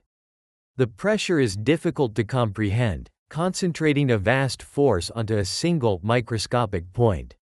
With this device, scientists began the journey of squeezing hydrogen. They would place the cell under a microscope, shine a laser through the diamonds to study the sample, and watch. They would start with hydrogen gas, which quickly freezes into a clear, transparent solid. This is hydrogen phase 1 for a long time. It is an insulator. But as they push past 60 gigapascals, 600,000 times atmospheric pressure, things become unfamiliar. The hydrogen enters new phases, its molecular structure subtly reordering itself under the strain. At around 230 gigapascals, it shifts into phase 4, where the molecular world begins to come apart. Recent studies suggest a bizarre structure forms, with some hydrogen molecules forced into flat, honeycomb-like sheets, while other molecules remain trapped between these layers. It is a chaotic, mixed phase, not yet a metal, but no longer a simple solid. Then comes the push into the known frontier of solid hydrogen. Phase 5 here, at pressures past 300 gigapascals, the distinction between molecules and atoms begins to dissolve. The intense pressure breaks some of the H2 bonds, a precursor state where the hydrogen is on the very edge of becoming fully atomic. Throughout this journey, the hydrogen remains transparent. But the prediction from 1935 said that at some point, with one final squeeze, that would change. The last molecular bonds would snap, the electrons would be set free, and the clear solid would suddenly become reflective, shining with the unmistakable luster of a true metal. For decades, laboratories pushed their diamond anvils to the breaking point, with the diamonds often shattering just as they approached the predicted pressure. The material remained a ghost. Until 2017, a controversial observation. In January of 2017, the world of physics noted a significant announcement. A team at Harvard University, led by Professor Isaac Silveira and Dr. Ranga Dias, published a paper in the journal Science with an unambiguous title: Observation of the Wigner-Huntington Transition to Metallic Hydrogen. They described an experiment of painstaking effort. They pushed the pressure in their diamond anvil cell higher than ever before, past all the known phases of hydrogen. Then, at an astonishing 495 gigapascals, nearly 5 million times the pressure of Earth's atmosphere, they saw a change. The sample, which had been transparent, suddenly went dark. As they adjusted the light, they reported that the sample began to shine, reflecting light just as a metal should. They believed they had created the first sample of solid metallic hydrogen on Earth. The news was met with both excitement and deep, profound skepticism from the scientific community. The first problem was what happened next. The team had their single, microscopic sample. As they prepared to perform more measurements, one of the diamonds, stressed to its limit, failed. It shattered, and the tiny sample was lost forever. Without it, the claim could never be independently verified. Skepticism also came from their peers. Other physicists questioned the methods used to measure the pressure, arguing that the Harvard team may have overestimated the pressure they had achieved. And then there was the most important part of the scientific process: replication. In the years since, not a single other laboratory has managed to successfully reproduce the Harvard result. This failure to reproduce the observation has left the original claim in a state of scientific limbo. This tells an important story about how science at the frontiers works. Extraordinary claims require extraordinary evidence. A single, lost sample, combined with questions about the data and a failure by others to see the same thing, does not meet that high bar. The quest was not over. In fact, it had just become more complicated. An unexpected discovery: supersonic ice. As the discussion around metallic hydrogen continued, a parallel quest was underway. Scientists turned their diamond anvil cells to a different substance: water. They wondered what would happen if you not only squeezed water, but also heated it to thousands of degrees. The answer was a state of matter arguably even stranger than metallic hydrogen. They discovered supersonic ice. This is not ice as we know it. It is a black, hot, electrically conductive form of ice believed to exist inside the ice giant planets, Uranus and Neptune. Under these extreme conditions, the idea of a water molecule breaks down. The immense pressure forces the oxygen atoms to lock into a rigid, solid crystal lattice. But the tiny hydrogen atoms, or more accurately, their protons, do something bizarre. They detach from the oxygen and flow freely through the rigid oxygen cage, like a liquid moving through a solid scaffold. The result is a substance that is both solid and liquid at the same time. And because it has freely moving charged particles, it conducts electricity. This too was a theoretical prediction for many years, but it was experimentally confirmed in 2018. And just when scientists thought they understood it, recent research from the SLAC National Accelerator Laboratory revealed it was even stranger. Using fast X-ray pulses, they got a snapshot of the structure as it formed. They found that under the same conditions, multiple different types of crystal arrangements were forming and coexisting all at once. The line between a perfect, ordered solid and a disordered liquid was blurring completely. The discovery of supersonic ice was a profound reminder. The quest for one material can lead to unexpected discoveries of others, equally fascinating. It shows that the universe's material playbook is far more creative than we can often predict. The simple substances we know on Earth transform into unfamiliar things under the pressures of planetary cores. The quiet revolution. So, where does this leave the search for metallic hydrogen? With a controversial claim, a lost sample, and many new questions. For a moment, let's consider the potential that has driven this field for nearly a century. Let's imagine that a new, verifiable experiment finally creates a stable sample of metallic hydrogen. What would a world with such a material look like? First, it would start a quiet revolution in energy. A room-temperature superconductor would be the key to a lossless global power grid. The 5% or so of energy currently wasted in transmission would go to zero. This would fundamentally change the geography of energy. It could become practical to build enormous solar farms in deserts and power cities thousands of miles away with perfect efficiency. The technological applications would quietly reshape many aspects of our world. MRI machines could become compact and as common as X-ray machines. The idea of magnetic levitation, or maglev, could become practical. Today, maglev trains are a niche technology requiring expensive cooled magnets in the track. With room-temperature superconductors, powerful magnets could be built into the vehicles themselves, allowing them to levitate over simple conductive tracks, transforming mass transit. Computing would also be transformed. Room-temperature superconducting circuits could lead to more stable and powerful quantum computers, and also to hyper-efficient classical computers, finally breaking the cycle of data centers consuming ever more of the world's electricity. And finally, there is the potential for space travel. If metallic hydrogen is metastable, it would be the rocket fuel of science fiction made real. The immense energy it could release might reduce travel times across the solar system, making missions to Mars and beyond faster and safer. This is the vision that drives the research. A world without energy waste, with silent, floating trains, and where humanity can more easily reach for the planets. This is why the search continues, despite the setbacks and controversies. So, have scientists finally created metallic hydrogen? The honest answer, the one that respects the scientific process, is no. Not yet. A controversial claim in 2017 opened the door, but science has yet to definitively walk through it. That sample was lost, and the result has never been independently repeated. For now, the material remains a ghost. But the pursuit has been far from a failure.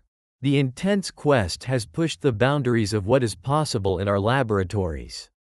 It has forced us to invent new techniques to measure pressures that rival the core of a planet. It has allowed us to map the strange, layered precursor states that hydrogen forms just before its predicted final transition. And the hunt has led to astonishing discoveries of other exotic materials, like the bizarre, electricity-conducting superionic ice, proving that the landscape of matter is far stranger than we ever imagined.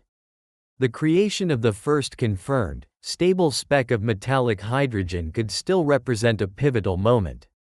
But science is a marathon, not a sprint. The journey is often as important as the destination. The chase itself reveals the secrets of the universe, 1 gigapascal at a time. The material is still out there, waiting in the crushing dark between two diamonds, or in the heart of a distant planet. And the hunt is on. What do you think is the most interesting potential application for a true room temperature superconductor? I'm always curious to read your thoughts in the comments below. And if you want to stay updated on this scientific quest and other explorations that are shaping our future. Solidity is a lie, the quantum glitch holding your world together. Everything we perceive as solid rests on a principle that defies our everyday senses. The wall in front of you, the chair you might be sitting on, even your own body. They are all held in place by a quiet, quantum strangeness. The very particles that make up your hand have the ability to pass through solid barriers as if they were not there at all. This is not a concept from fiction. It is a subtle reality that challenges our understanding of what it means for matter to be solid. So if the building blocks of our world can move through solid objects, why do we not simply fall through the floor? The answer is found in one of the most unusual, and most important, phenomena in all of physics, quantum tunneling. Look at your hand. It feels solid. It appears continuous. You can use it to knock on a wooden table, and it produces a sound we recognize as solid. Your hand does not pass through the table, and the table does not absorb your hand. This is our familiar, intuitive understanding of the world. Objects are solid. They are impenetrable. For centuries, this idea was a bedrock of science. Matter was made of tiny, indivisible, solid spheres called atoms. And that was the end of the story. But as we began to look deeper into the heart of matter, this simple picture began to dissolve. We came to understand that atoms are not solid spheres.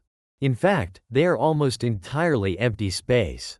An atom is like a single marble, the nucleus, sitting in the center of an empty stadium, with a few faint clouds, the electrons, drifting around the outermost seats. If matter is more than 99.999% empty space, then what are we really touching when we knock on that table? Why do things feel solid at all? This is the central paradox of solidity. Our senses tell us one thing, while the fundamental nature of reality suggests another. The journey to resolve this paradox takes us deep into the quiet, strange world of quantum mechanics, to the very edge of what seems possible. We will find a universe built not on solid certainties, but on ghostly probabilities and unlikely movements. We will discover that the familiar, solid world we inhabit is a grand illusion, and the truth is far quieter, far more subtle, and infinitely more interesting. This is the story of the quantum glitch that holds our world together. The lie of solidity. To understand the illusion, we first have to understand the classical idea we were all taught. The concept of the atom goes back to ancient Greece, where Democritus proposed that everything was made of atomos, meaning uncuttable. For over 2,000 years, this remained a philosophical model. When John Dalton revived atomic theory in the early 19th century, he envisioned atoms as solid, indivisible billiard balls. This model was simple and effective. It explained chemical reactions and the states of matter. In this view, a solid object was solid for the most straightforward reason: it was densely packed with tiny, impenetrable spheres. Trying to pass a hand through a wall was like trying to push a bag of marbles through another. There was simply no room. But this elegant picture was incomplete. In 1897, J.J. Thomson discovered the electron, a particle far smaller than any atom. The atom was no longer indivisible. Then, in 1909, Ernest Rutherford's gold foil experiment changed our understanding completely. Rutherford directed a stream of alpha particles at a thin sheet of gold foil. Most of them passed straight through, as expected. But a very small number, about 1 in 8,000, bounced back, as if they had struck something massive. Rutherford later described his reaction. It was almost as incredible as if you fired a 15-inch shell at a piece of tissue paper and it came back and hit you. His conclusion was revolutionary. The atom must have a tiny, dense, positively charged nucleus where nearly all its mass was concentrated. The rest of the atom was vast, empty space, occupied only by lightweight electrons. This gave us the familiar planetary model, but it also presented a profound problem. If atoms are mostly empty space, then all matter is mostly empty space. The chair you're sitting on, the floor beneath you, your own body, all of it is overwhelmingly void.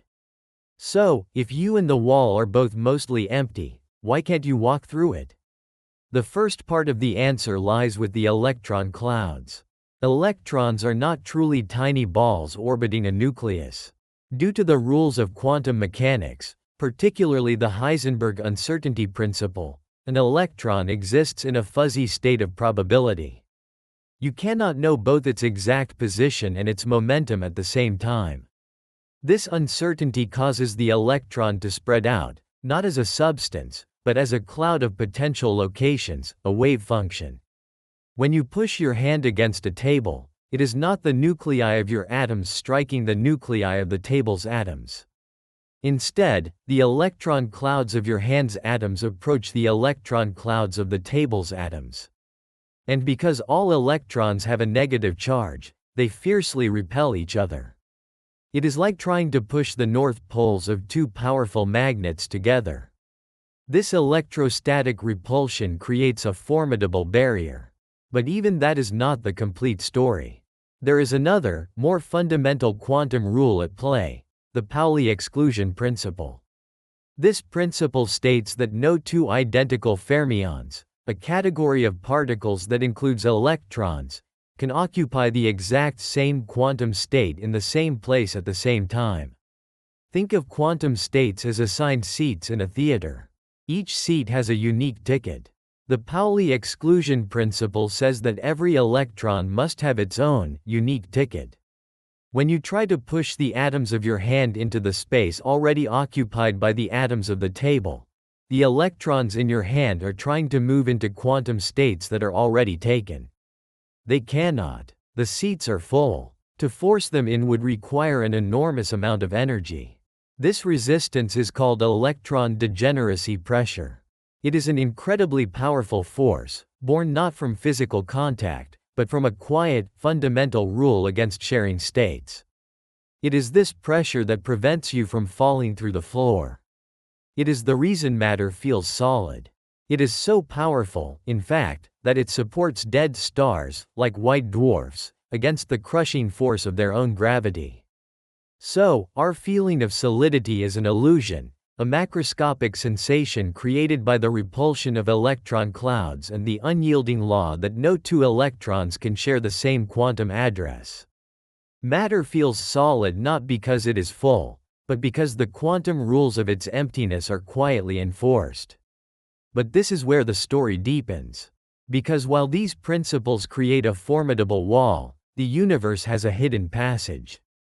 A quantum glitch. A way for particles to be in a place where they have no classical right to be. This is quantum tunneling. The quantum glitch. Part A. Quantum tunneling. The ghost in the machine.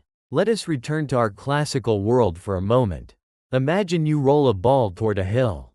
If the ball lacks enough energy to reach the top, it will roll partway up, stop, and roll back down. It will never spontaneously appear on the other side. Now, let us shrink that ball to the size of an electron and the hill to an energy barrier.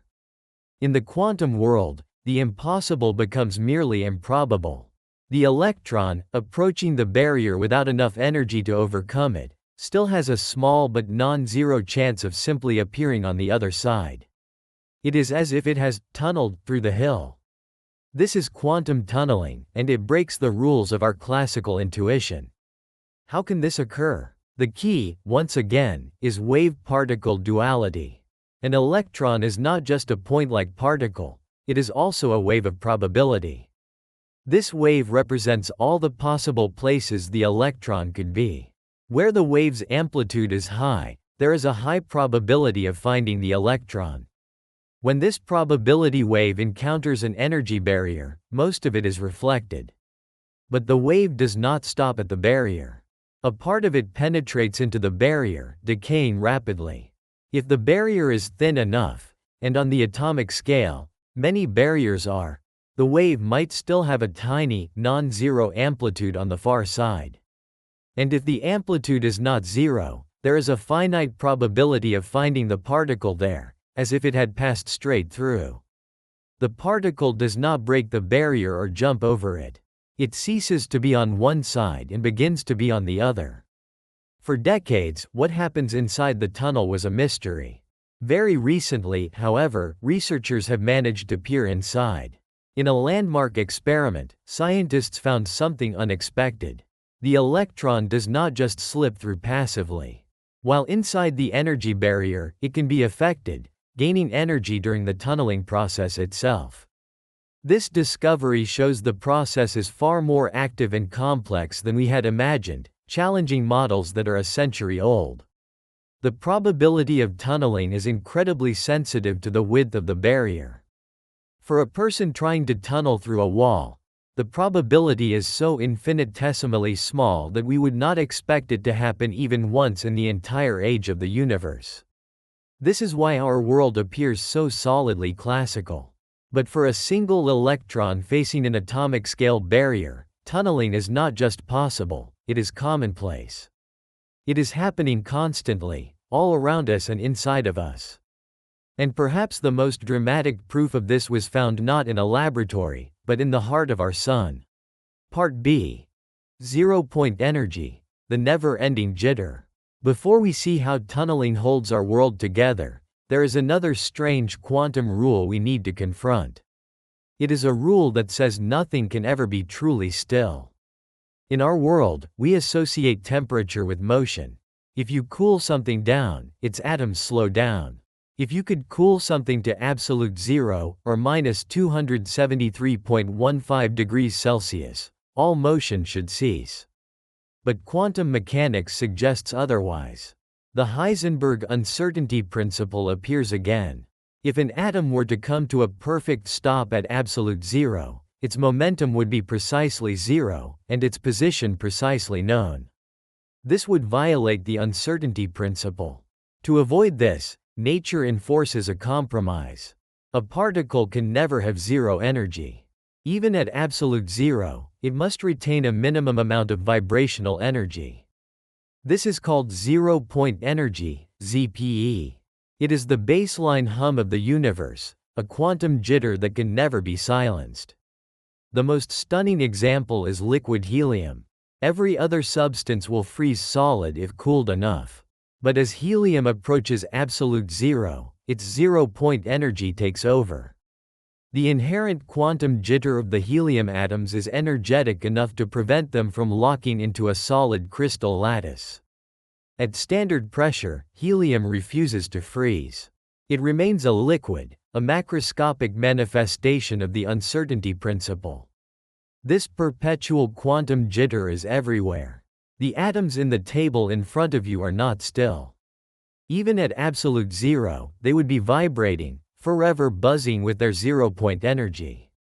So, the solidity we perceive is undermined from two directions.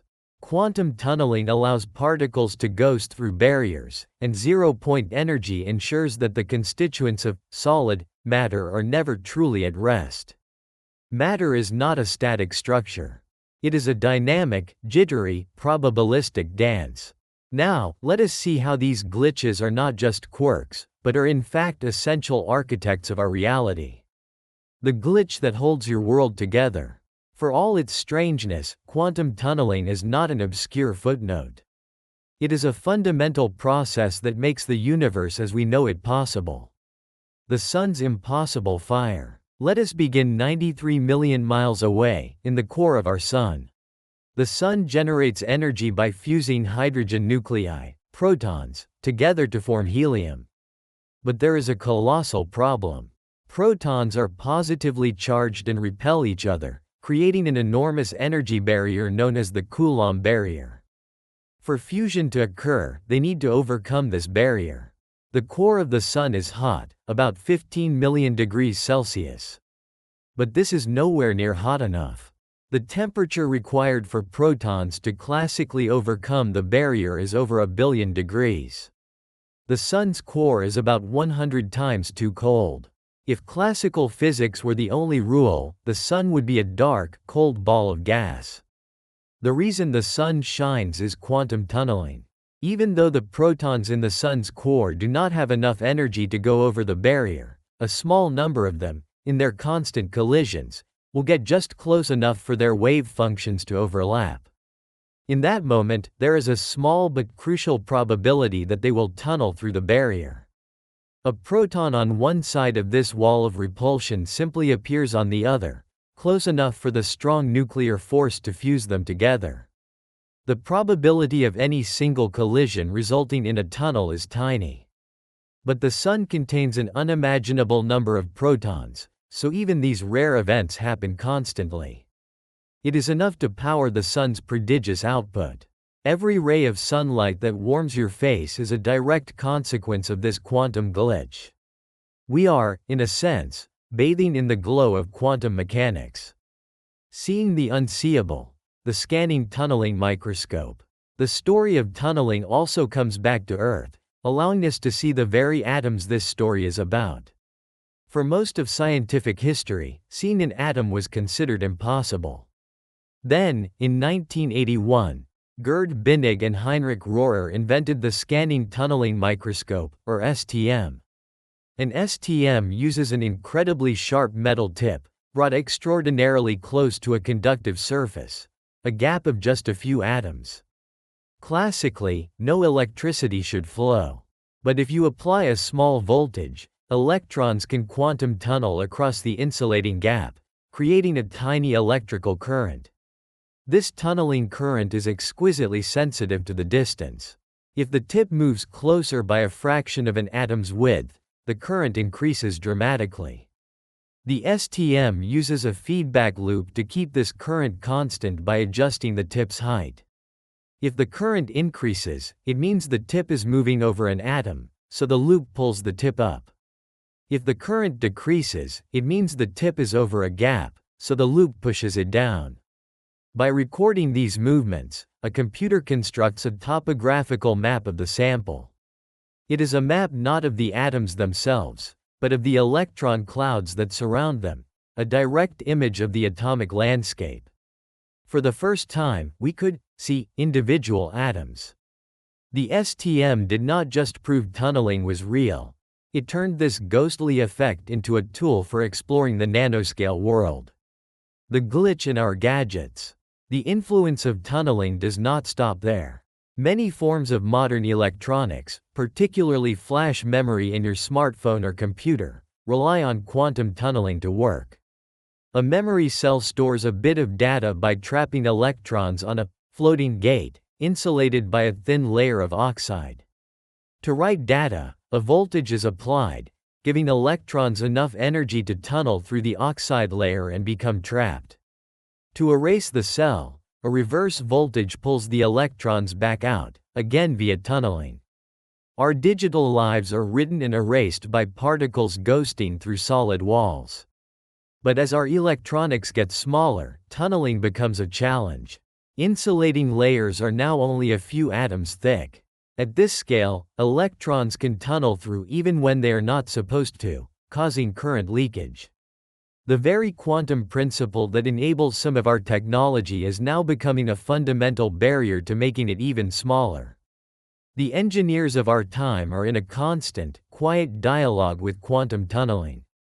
This journey from the illusion of solidity to the quiet rules that govern reality is just one path into the world of modern physics. If you find that this shift in perspective is as interesting as I do, then you may enjoy the platform that helped make this video possible, Brilliant.org. Brilliant is an interactive learning platform that helps you understand concepts in math, science, and computer science through hands-on, visual problem solving. Instead of just watching, you are actively engaged in figuring things out for yourself.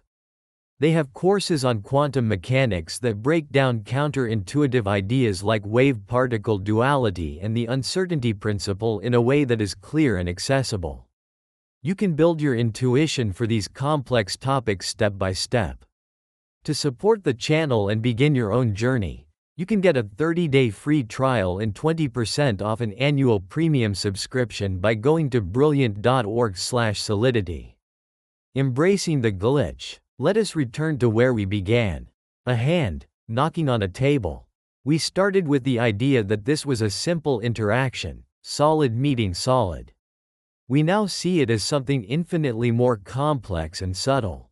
The feeling of solidity is an emergent property, a macroscopic illusion built on a foundation of quantum strangeness. It is the result of trillions of electron clouds repelling each other, enforced by the Pauli exclusion principle's quiet decree that no two particles can share the same space. Your hand does not pass through the table not because the atoms are solid, but because the quantum states are already occupied. You are being stopped not by substance but by information. And yet, woven into this fabric is the ever-present possibility of tunneling. The particles that make up your hand and the table are constantly jittering with zero-point energy, their wave functions probing the barriers between them, with a tiny, but never zero, probability of passing through. We do not fall through the floor because the odds are so astronomically against it that it is, for all practical purposes, impossible. But the fact that the probability is not truly zero should fill us with a sense of quiet awe. It is a crack in the facade of classical certainty, a hint that the universe is fundamentally probabilistic and strange at its core. The solidity of matter is an illusion, but it is a profoundly useful one. And the quantum glitches that undermine it, tunneling and zero-point energy, are not flaws in the system. They are fundamental features. They are the reason the sun shines, the reason we can see atoms, the reason life itself could begin. The universe is not a clockwork machine running on deterministic laws. It is a system running on probability and uncertainty, where particles can traverse paths that should be forbidden. The next time you lean against a wall, or feel the solid ground beneath your feet, take a moment. Appreciate the beautiful illusion of it all.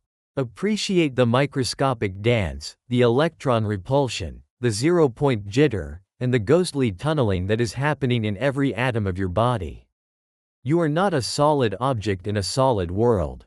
You are a complex wave of probability, a fleeting arrangement of quantum fields, held together and kept apart by the most subtle and beautiful rules in the cosmos. The glitch is not what holds you back, it is what holds your entire world together. The secret state of matter that makes up 99% of reality. In the world we are taught as children, reality seems to rest on a simple foundation. There are solids, holding their shape, from the ground under our feet to the tools in our hands. There are liquids, flowing to fill the spaces they're given, from the water we drink to the oceans that cover our planet. And there are gases, expanding invisibly to fill our atmosphere. Solid, liquid, gas. It is a complete and comfortable picture of the material world. But this picture, while true for our small corner of existence, is not the whole story. The most common form of matter in the cosmos has been quietly present all along, a state so energetic and so fundamental that it forces us to reconsider what is normal, and what is the rare exception. This is a journey into that fourth state of matter. A quiet exploration of the substance that makes up more than 99% of the visible universe. Welcome to the Sleepy Scientist. If this kind of calm exploration into the fabric of reality helps you unwind, consider liking the video and subscribing to the channel. And wherever you are right now, whether it's day or night, in a city or somewhere quiet in between, feel free to share where you're watching or listening from. The familiar ground, a journey through the states of matter. Before exploring the unfamiliar, it is useful to establish the known. The journey through the states of matter is a story of energy. It is about how adding or removing energy can fundamentally change the nature of a substance. It begins with the most ordered and least energetic state, the solid. Consider a piece of ice. At the microscopic level, it is not a static object. It is a lattice of water molecules, each vibrating in a fixed position. They are held in a highly organized, crystalline structure by strong bonds. This structure is what gives a solid its definite shape and volume. Its particles have low kinetic energy. They do not have enough vigor to break free from their neighbors. It is a world of stability and permanence. Now, we add energy in the form of heat. The vibrations of the water molecules grow more frantic. Eventually, they gain enough energy to overcome the bonds holding them in their fixed positions. The crystal lattice breaks down. The ice melts. We have entered the liquid state. In a liquid, the molecules are no longer locked in place. They are free to slide past one another. They are still close together, constantly interacting, which is why a liquid has a definite volume. But it has no definite shape, it flows to take the form of its container. The forces between the molecules are weaker than in a solid but are still significant, creating phenomena like surface tension and viscosity. The liquid state is one of transition, of flow, and of adaptability.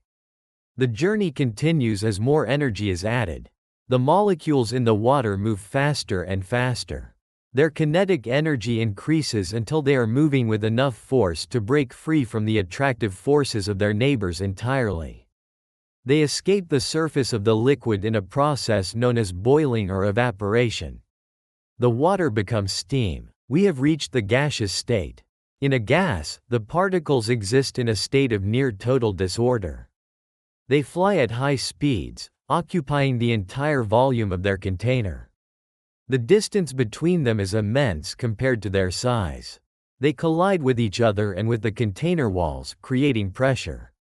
A gas has neither a definite shape nor a definite volume.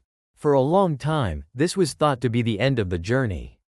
The final, most energetic state of matter.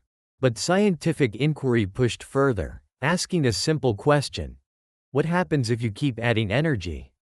The pivot and the reveal, beyond the gas. For centuries, the story of matter seemed to have a natural conclusion. Solid to liquid, liquid to gas. An elegant progression toward increasing energy. The model felt complete because it explained the world of everyday experience. But science often thrives at the edges of what is known. In the late 19th and early 20th centuries, as physicists studied the behavior of gases under extreme conditions, they began to see things that did not fit. When they passed high-voltage electricity through a low-pressure gas in a glass tube, the gas would begin to glow. The substance inside the tube behaved differently. Unlike a normal gas, which is an electrical insulator, this energized material could conduct electricity. It was clearly something new, a state beyond a gas. It was in 1928 that the chemist Irving Langmuir gave it a name. He was studying these electrified fluids, and the way the mix of charged particles carried electrons and ions reminded him of how blood plasma carries red and white blood cells. He borrowed the term from physiology and called this fourth state of matter, plasma. At first, plasma was seen as a laboratory curiosity. It was interesting, but it seemed rare, something not commonly found in our world. That initial assessment, however, was incomplete. As our tools for observing the universe grew more sensitive, a new picture began to form. We looked at our sun and realized it was not a great ball of burning gas, but a sphere of impossibly hot plasma. We looked at the other stars and saw they were the same. We analyzed the seemingly empty space between them and found it was filled with a thin, near-invisible plasma.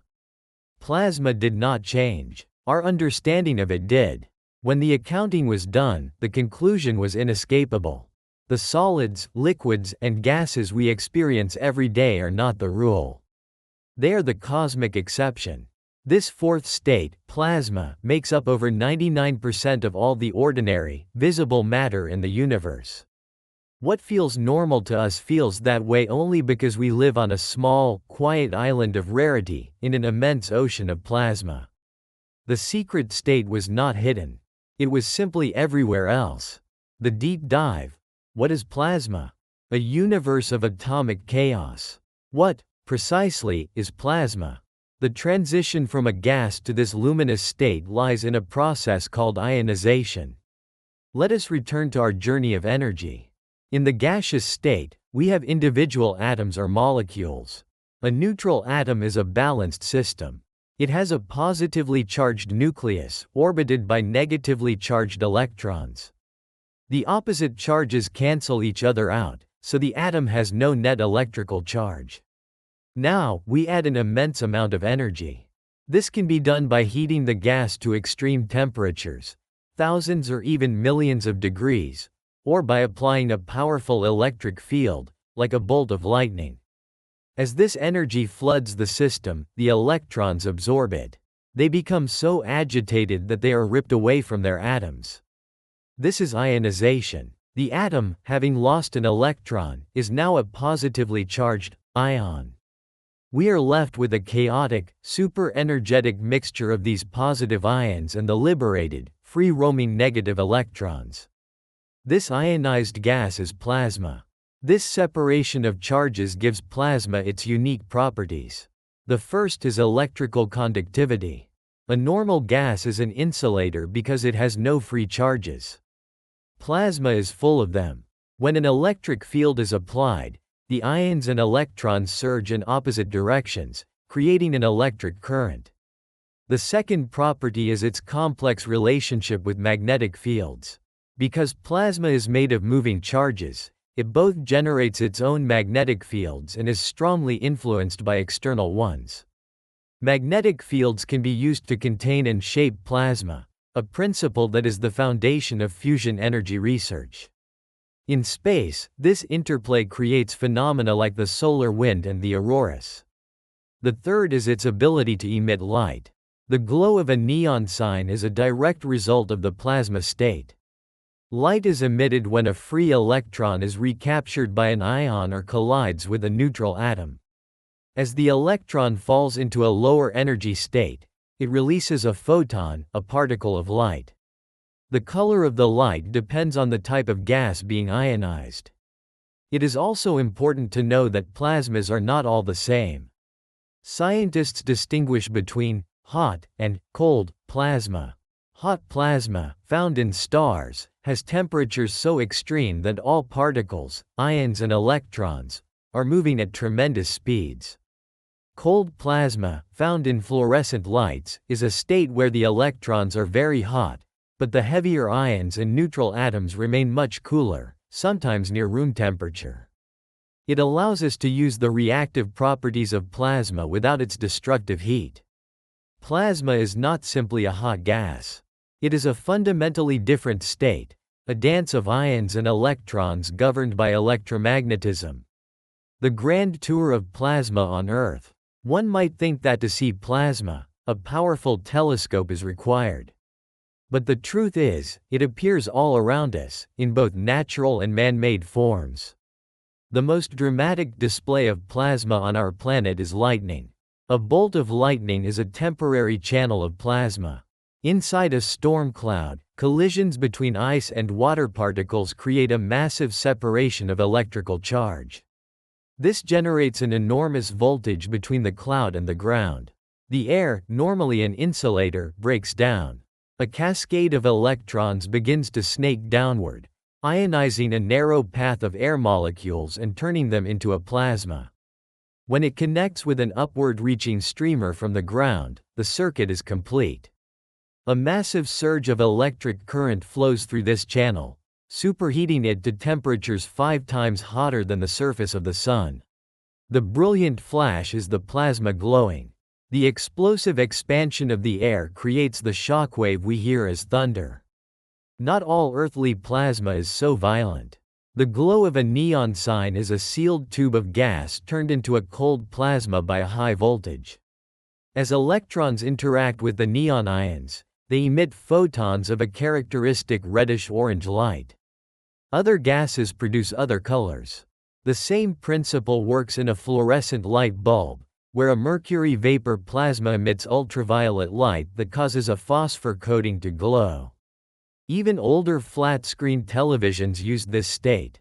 A plasma display was made of millions of tiny cells, each a miniature compartment filled with noble gases. Precise voltages turned the gas in each cell into a tiny pocket of plasma, which emitted UV light onto red, green, or blue phosphors to create an image. There are other examples. For centuries, sailors described a strange, flickering light that would sometimes appear at the top of a ship's mast during a storm. They called it St. Elmo's fire. This is a form of corona discharge, a continuous plasma that forms around a pointed object in a strong electric field. From the power of a lightning strike to the gentle glow of a fluorescent light, plasma is woven into the fabric of our world. The Cosmic Tour, a universe forged in plasma. Now, let us leave the shores of Earth. In the vastness of space, plasma is not the exception, it is the rule. The universe is a plasma universe. Our first stop is our sun. It is not a ball of fire, it is a colossal sphere of hot plasma, held together by gravity. In its core, pressures and temperatures reach around 15 million Kelvin. Under these conditions, hydrogen atoms are completely ionized, forming a dense plasma of protons and electrons. The pressure is so great that these protons are forced to fuse together, forming helium and releasing a tremendous amount of energy. This is nuclear fusion. It is the engine of the sun. Everything we see of the sun is plasma. Energy moves through its radiative and convective zones. The visible surface, the photosphere, is a roiling layer of plasma. From its atmosphere, the corona, a constant stream of plasma known as the solar wind flows outward, washing over every planet in the solar system. Every star in the night sky is a distant plasma furnace, just like our sun. And the space between the stars is not empty. It is filled with the interstellar medium, a diffuse mixture of gas, dust, and plasma. Sometimes, this material clumps into vast structures called nebulae. These cosmic clouds are often ionized by radiation from nearby stars. As the electrons and ions recombine, they glow with brilliant colors, creating some of the most beautiful objects in the cosmos, like the pillars of creation in the Eagle Nebula. When the solar wind from our own sun reaches Earth, it meets our planet's magnetic field, the magnetosphere. Most of the plasma is deflected, but some particles are funneled down along the magnetic field lines toward the poles. As these high-energy particles collide with atoms in our upper atmosphere, they transfer their energy, causing them to emit light. The result is the aurora borealis and aurora australis. These shimmering curtains of green and pink light are a direct, visible manifestation of the interaction between cosmic plasma and our own atmosphere. It is a quiet reminder of our planet's connection to the plasma universe. The future is plasma, harnessing the fourth state. The story of plasma does not end in the cosmos. Here on Earth, its unique properties are being harnessed to shape our future. The most ambitious of these projects is the pursuit of controlled nuclear fusion. For decades, scientists have dreamed of replicating the sun's power source on Earth. Fusion promises a source of energy that is virtually limitless and fundamentally clean. The challenge is immense. To achieve fusion, a fuel of hydrogen isotopes must be heated to over 100 million degrees Celsius, at which point it becomes a fully ionized plasma. No material can contain it. The solution is a magnetic bottle. Devices called tokamaks use powerful magnetic fields to confine the superheated plasma, suspending it in a vacuum. While we have yet to build a reactor that produces a net energy gain, projects like ITER are bringing us closer to a future powered by small, man-made stars. Beyond energy, plasma is changing technology and medicine. Plasma etching is a critical process in creating the microchips that power our computers. Beams of plasma are used to precisely carve intricate circuits onto silicon wafers. In medicine, advances in cold plasma have opened new possibilities. Since cold plasma can be used near room temperature, it can sterilize wounds, killing bacteria and viruses, including antibiotic-resistant strains, while stimulating tissue regeneration. It is being explored as a way to sterilize medical instruments and even as a potential therapy to target cancer cells. In agriculture, cold plasma is used to treat seeds, improving germination rates. In environmental science, it is used to break down pollutants. From powering our cities to healing our bodies to exploring the stars, the potential of this state of matter is just beginning to be unlocked. This once secret state is stepping out of the cosmos and into our laboratories. We began this journey with a simple picture of reality: solid, liquid, gas. We end it with a quiet revelation. The world we can touch and feel is the fragile exception. The true default state of the universe is the energetic and luminous dance of plasma. We saw how this fourth state is born when energy strips atoms apart. We found it here on Earth, in the flash of a lightning bolt and the glow of a neon sign. We toured the cosmos and realized that every star is a magnificent ball of plasma, bathing the universe in light. And we saw it paint the polar skies with the ethereal beauty of the aurora. Now, we are learning to wield this power ourselves, building artificial stars and finding ways to use it to heal our bodies. The secret state of matter that makes up 99% of reality is no longer a secret. It is a fundamental truth that reframes our understanding of the universe. The solid ground beneath our feet is not the foundation of reality. It is just a tiny speck in a grand, electric plasma universe. If you enjoyed uncovering this fundamental aspect of our universe and want to explore more of the science that shapes our reality, consider subscribing to the channel. And let us know in the comments below, what is the most surprising place you've learned that plasma exists? Squeezing a diamond until it becomes a new state of matter. It is the hardest substance found in nature. A quiet, perfect structure of carbon atoms, held together so firmly that it has become a symbol of something permanent, something that cannot be broken. We see diamonds as a sign of eternity, because in our gentle corner of the world, they seem to last forever. But our world is only one part of the universe. The cosmos is filled with pressures so immense they are difficult to imagine, forces that can take the very idea of unbreakable and quietly turn it into something else entirely. This is not a story about breaking a diamond with a simple tool. This is a story about what happens when you place a diamond under a force it was never meant to meet. What happens when you take this symbol of earthly strength and squeeze it with the kind of pressure found in the heart of a dying star? The answer is not just a pile of carbon dust. The answer is a journey to the absolute limits of matter itself. A journey that will see a perfect crystal first bend, then break, and finally, dissolve into a strange, quantum sea that is no longer solid, liquid, or gas. It is something else. We are going to peel back the layers of reality, one by one, descending into a cosmic pressure cooker to witness how a new state of matter is born. It is the hardest natural substance on Earth, a symbol of permanence and strength. We think of diamonds as unbreakable. But what if that's not true? What if we could squeeze this unbreakable crystal with the force of a dying star? The answer isn't just a shattered gem. It's a journey to a strange new state of matter, hidden in the heart of the cosmos. The first squeeze and the meaning of solid. Before we can unmake a diamond, we have to understand why it is so strong.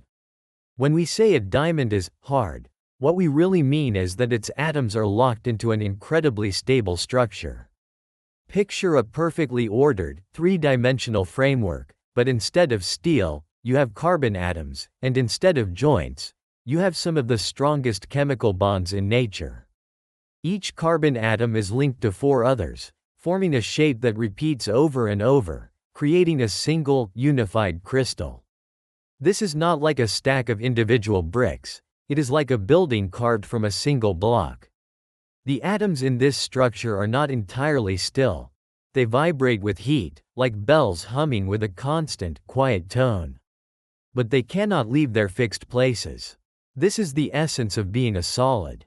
Here on Earth, under 1 atmosphere of pressure, a diamond has a density of about 3.5 grams per cubic centimeter. The only way to break it is to use a force so focused that it severs those powerful bonds between atoms. But we are not talking about scratching it. We are talking about squeezing it, from all sides at once, with a slow, relentless pressure. Let's begin our journey. We place our diamond into an imaginary cosmic press. The first pressure we apply is immense by our standards, but only a beginning in the universe. Imagine the pressure at the center of the Earth, about 3.6 million times the air pressure around us. Recent experiments have shown something remarkable. Even under these conditions, and at pressures 5 times greater, a diamond remains a diamond. Its structure is so strong that it simply becomes a little denser. The atoms are pushed closer together, their vibrations are quieted, but the underlying structure holds. But we are just getting started. The pressure in Earth's core is nothing. We are aiming for the pressure of a dying star. So we continue. The pressure climbs past anything found on any planet. We are entering the realm of stars.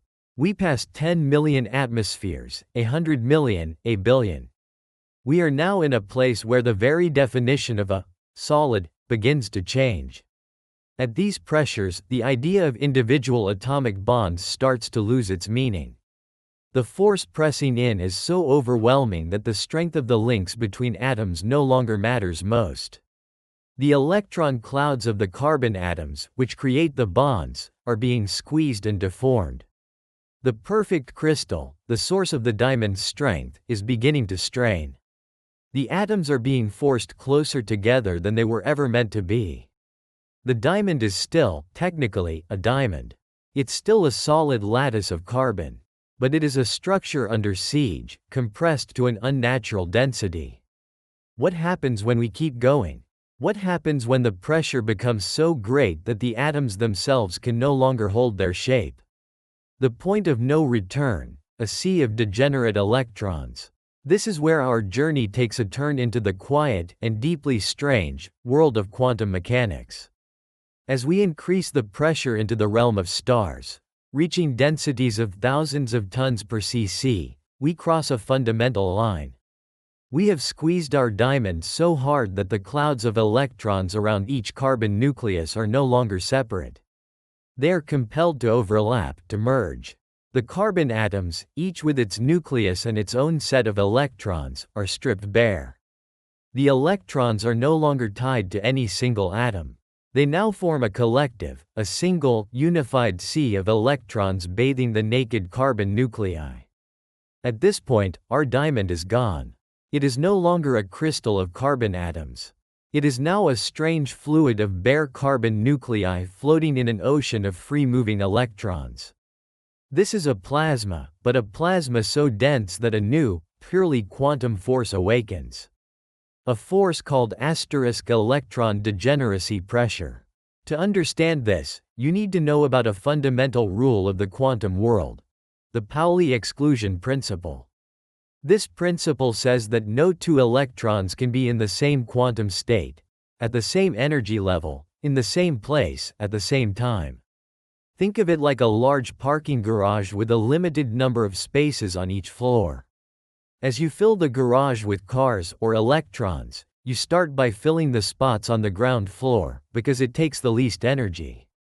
Once the ground floor is full, you have to start filling the next floor, and then the one after that.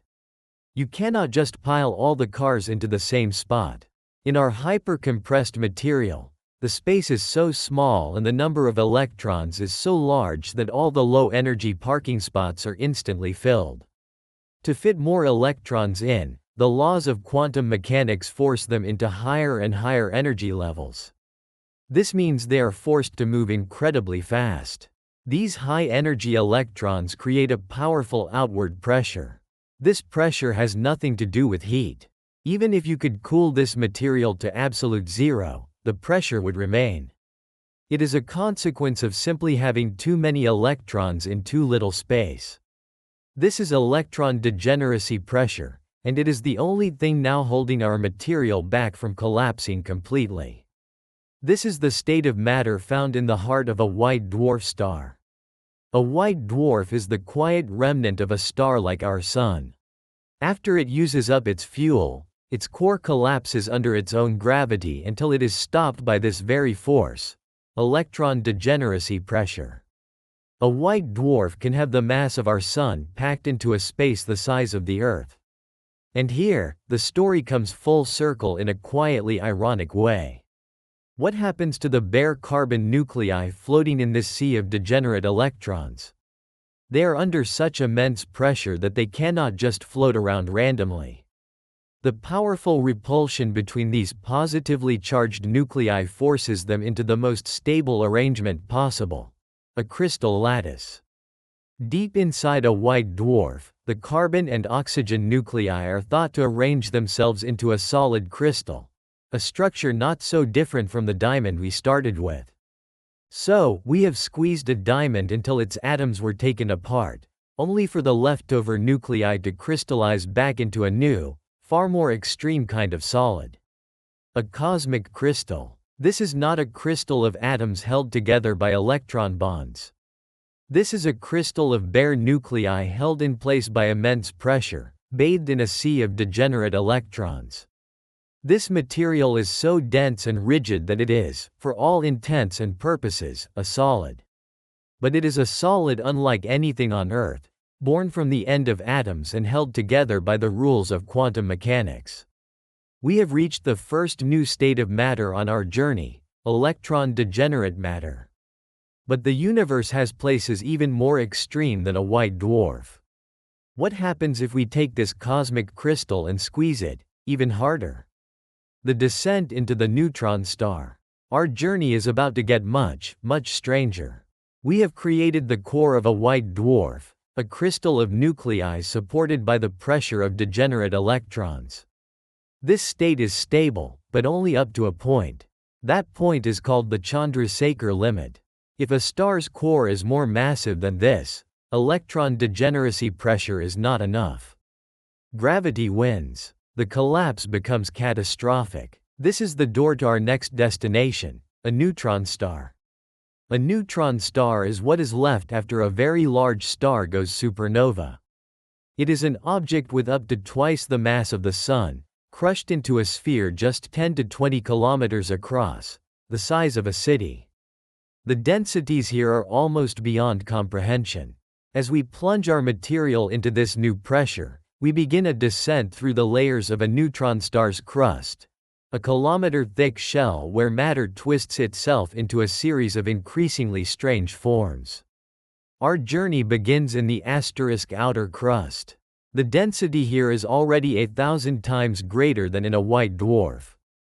At the very top of the crust, we have a solid crystal lattice of atomic nuclei, swimming in a sea of degenerate electrons. But the pressure is so high that lighter elements like carbon are unstable.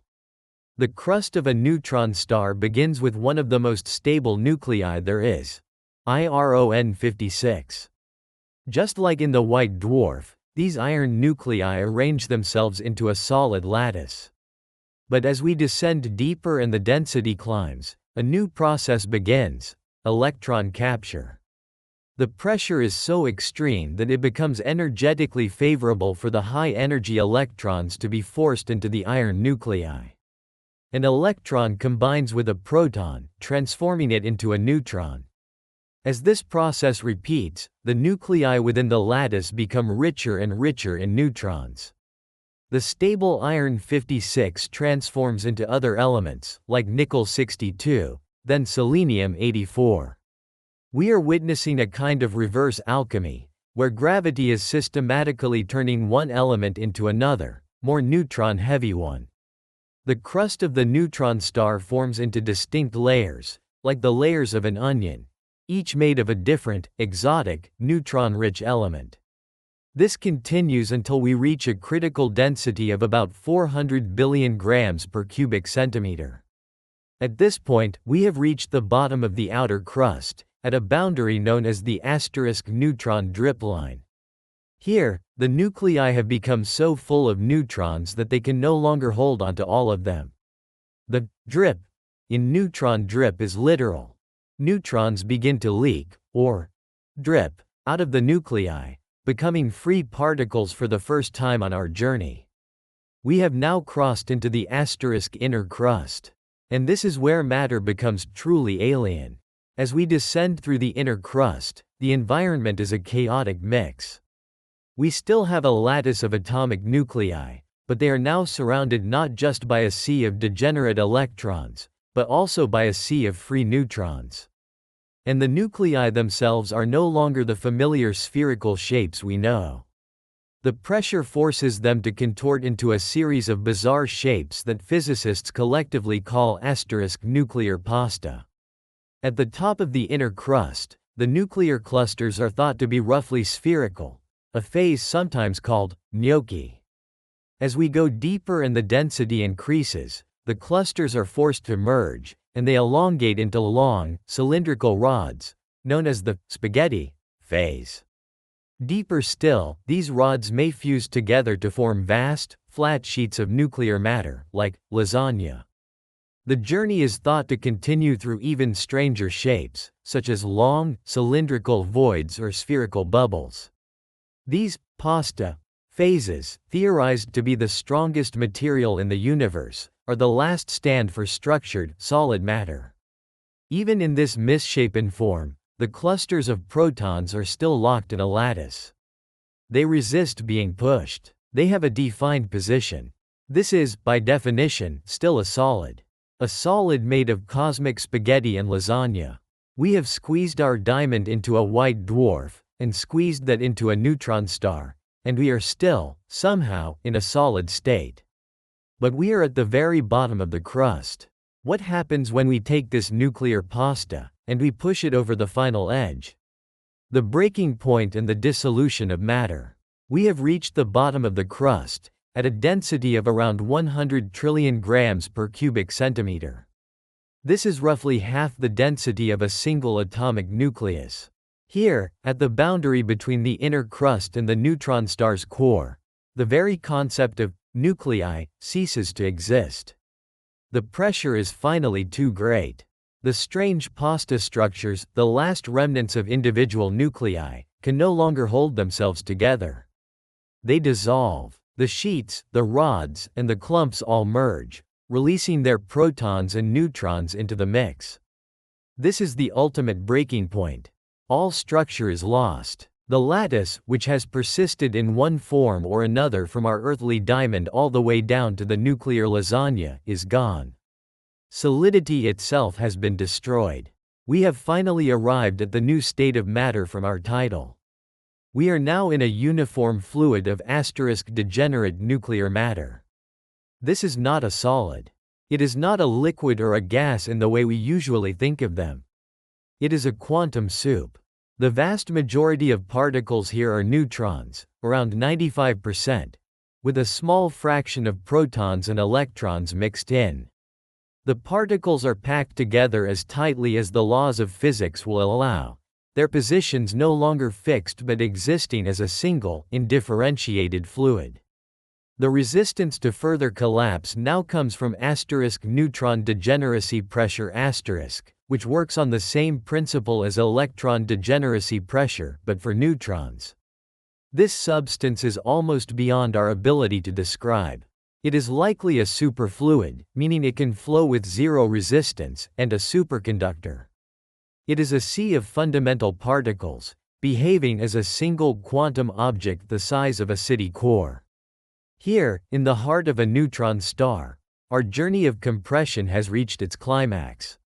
We started with the most ordered structure on Earth, a diamond, and by applying the pressure of a dying star, we have systematically taken it apart, level by level. We broke the chemical bonds that held its atoms together. We crushed those atoms so close that their bare nuclei crystallized. We forced electrons into those nuclei, transforming them into new, exotic elements. We squeezed them until they dripped free neutrons and deformed into nuclear pasta. And finally, we applied so much pressure that the pasta itself dissolved, creating a uniform sea of nuclear matter. Our diamond is no more. In its place is a substance so alien that it challenges our definitions of matter itself. The story of squeezing a diamond until it breaks is not a story of simple destruction. It is a story of transformation. It shows that under the immense gravity of the cosmos, the familiar rules of solids, liquids, and gases fall away, replaced by the quiet and wonderful laws of the quantum world. But does the journey even end here? What happens if you could somehow squeeze this fluid of neutrons even harder? Deep in the core of the largest neutron stars, some physicists speculate that even neutrons themselves might break down, liberating the quarks inside them and creating an even more fundamental state, a quark-gluon plasma. The solid crystal we started with has become a fluid of nuclei, then a fluid of neutrons, and perhaps, finally, a fluid of the fundamental building blocks of reality itself. The revelation and conclusion. The journey from a flawless diamond to a sea of quarks can seem like a purely destructive one. We took something beautiful and organized and subjected it to forces that tore it apart. But this process of destruction is also a process of profound revelation. It is a cosmic dissection that allows us to look into the fundamental nature of the stuff that makes up our universe. By following this path of increasing pressure, we discover that the states of matter we experience in our daily lives are just gentle, low-density exceptions. The vast majority of matter in the universe exists in these extreme, degenerate states. The cores of countless dead stars are filled with this strange substance. Understanding what happens to a diamond under stellar pressure is not just a thought experiment. It's a direct window into the life cycle of stars and the fundamental rules that govern matter at its most compressed. The strength of a diamond comes from its crystal lattice. But we've learned that a lattice is just one way for matter to arrange itself. In the heart of a white dwarf, a new, more resilient lattice is formed from bare atomic nuclei. In the crust of a neutron star, that lattice is made of impossibly neutron-rich elements, which then contort into the universe's strongest material, nuclear pasta. And finally, when even that breaks, matter finds its ultimate strength in the quantum refusal of its fundamental particles to occupy the same space. This journey teaches us that solidity is not absolute. It is a property that exists only under the right conditions. Change the conditions, and the universe will always find a new, more exotic way to resist collapse. The story did not end with a shattered gem. It ended with the discovery that in the heart of the cosmos, matter is not simply solid, liquid, or gas. It is degenerate. It is quantum. It is a testament to the fact that even under the most crushing forces imaginable, the universe doesn't just break, it rebuilds itself into something far stranger and more wonderful. Our diamond, a symbol of permanence, was destroyed. But in its place, we found the true bedrock of reality. We started with a simple question about breaking an unbreakable object, and we ended up at the very foundations of physics, looking into the place where matter itself dissolves. Which leaves us with one last, quiet question. What happens when even this final state of matter can be broken? What lies beyond the death of a neutron star? If this calm exploration into the heart of a dead star helps you unwind, consider liking the video and subscribing to the channel.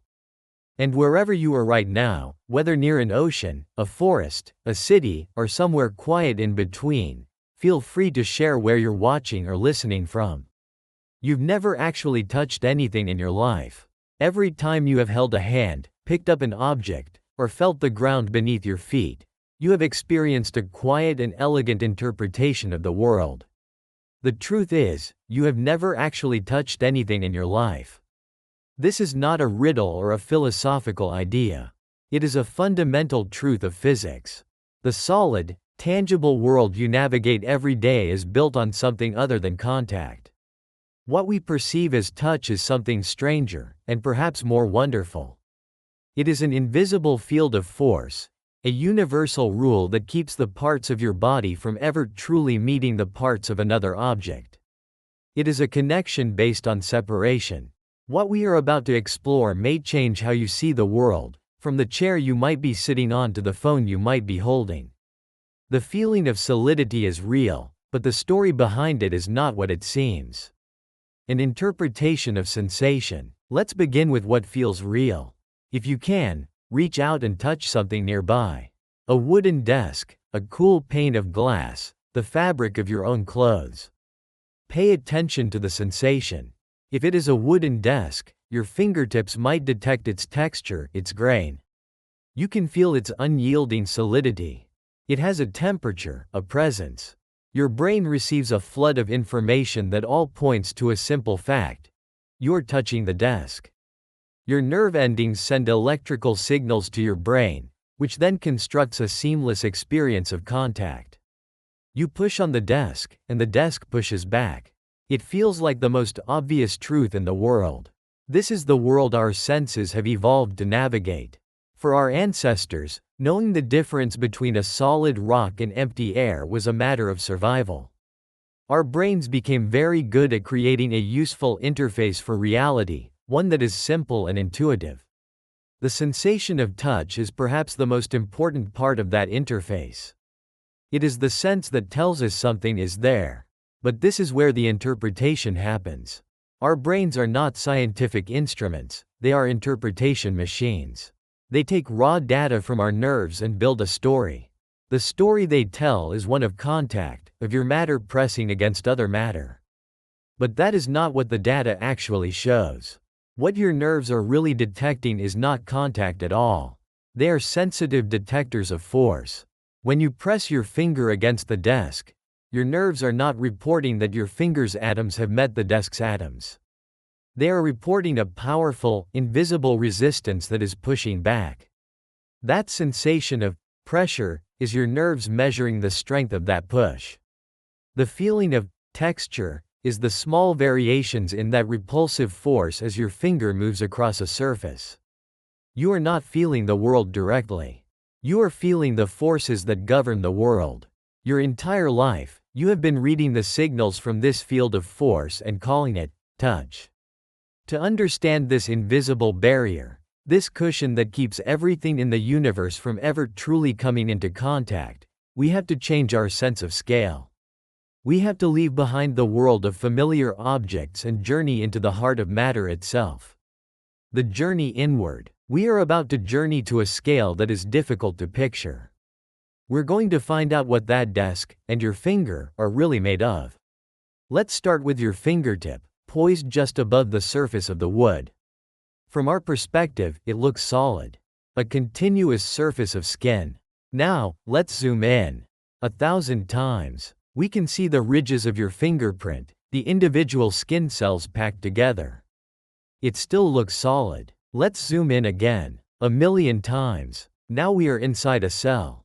We can see the complex molecules that form its structures, long chains of atoms linked together. The world is starting to look less like a solid object and more like a vast, three-dimensional lattice. The atoms themselves still seem like hard, solid points. Let's get closer. Now we zoom in a billion times to a single atom. And this is where our familiar reality begins to change. The old model of an atom, with a sun-like nucleus and tiny electron, planets, in neat orbits, is a useful cartoon, but it is not accurate. The first thing you would notice at this scale is the emptiness. At the very center of the atom is the nucleus, made of protons and neutrons. This nucleus contains more than 99.9% of the atom's mass. It is incredibly dense. It is also infinitesimally small. There is a famous analogy. If the atom were the size of a massive sports stadium, the nucleus, containing almost all of its substance, would be the size of a single pea sitting in the center of the field. Everything else, the entire vast volume of that stadium, is the domain of the electrons. Electrons are not tiny, hardballs whizzing around. In the quantum world, particles like electrons have properties of both a particle and a wave. It is more accurate to think of an electron not as a thing, but as a cloud of probability. The electron exists as a fuzzy, three-dimensional wave that surrounds the nucleus. This region of probability is called an electron cloud. Imagine a drop of ink falling into a bowl of water. The ink spreads out, densest near the center and fainter as you move outwards. The electron cloud is a bit like that. It is a region of negative charge that fills the entire volume of the atom. The edge of an atom is not a hard shell. It is just the fuzzy boundary where the probability of finding the electron becomes very low. Another way to think about it is a ceiling fan. When the fan is off, you can see the individual blades and the empty space between them. You could easily pass your hand through. But turn the fan on. The blades spin until they are a blur, creating what appears to be a solid disk. At any given moment, most of the disk is empty space, but the asterisk domain of the blades covers the entire circle. The electron cloud is like that, but in 3 dimensions. The electrons are, in a sense, everywhere within their orbital at once, a cloud of possibility that occupies the entire volume of the atom. So now we have a new picture of your finger and the desk. They are not solid objects. They are trillions upon trillions of these fuzzy clouds of probability, held together. 2 vast universes of near emptiness, approaching each other. This brings us to an important question. If your finger is mostly empty space, and the desk is mostly empty space, why doesn't your hand simply pass right through it? What creates the feeling of solidity? The answer is an invisible wall. A universal force field. The invisible wall. We have established that matter is made up of tiny, dense nuclei lost in vast clouds of probability. Yet, here you are, sitting solidly in your chair, not sinking through the floor. Something is holding you up. That something is one of the 4 fundamental forces of the universe, the electromagnetic force. The story of this force begins with a property of particles called charge. Every electron in the universe carries a negative electrical charge. And as the rule goes, like charges repel. This is not a suggestion, it is a fundamental law of nature. The repulsive force between 2 electrons gets exponentially stronger as they get closer together. If you have the distance between them, the repulsive force quadruples. Have it again, and it multiplies by 16. The force grows with incredible speed as the distance shrinks. Now, let's go back to your finger approaching the desk. The outer boundary of every atom in your skin is a fuzzy, negatively charged electron cloud. The surface of the desk is also a frontier of negatively charged electron clouds. As your hand moves closer, the electron clouds of your skin begin to encroach on the territory of the electron clouds of the desk. When they are just an angstrom apart, 1/10 billionth of a meter, that repulsive force becomes immense.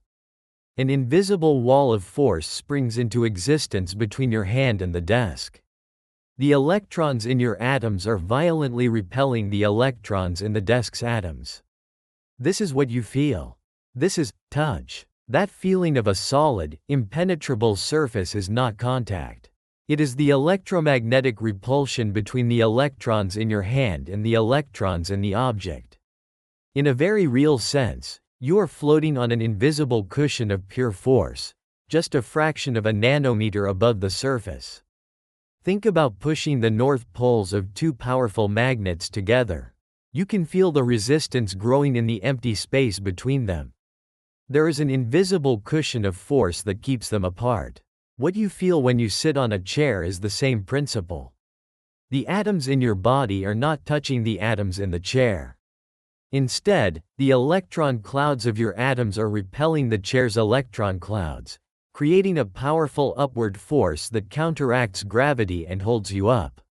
This explains the different sensations of touch. A gentle touch is when the electron clouds are just beginning to push against each other. Pressure is the measure of how much your muscles are exerting to overcome that repulsion. Texture is your fingertips, floating on their cushion of force, rising and falling as they move, your nerves detecting the tiny fluctuations in the strength of that repulsion. So, you never touch the ground. You are repelled by it. You never hold another person's hand.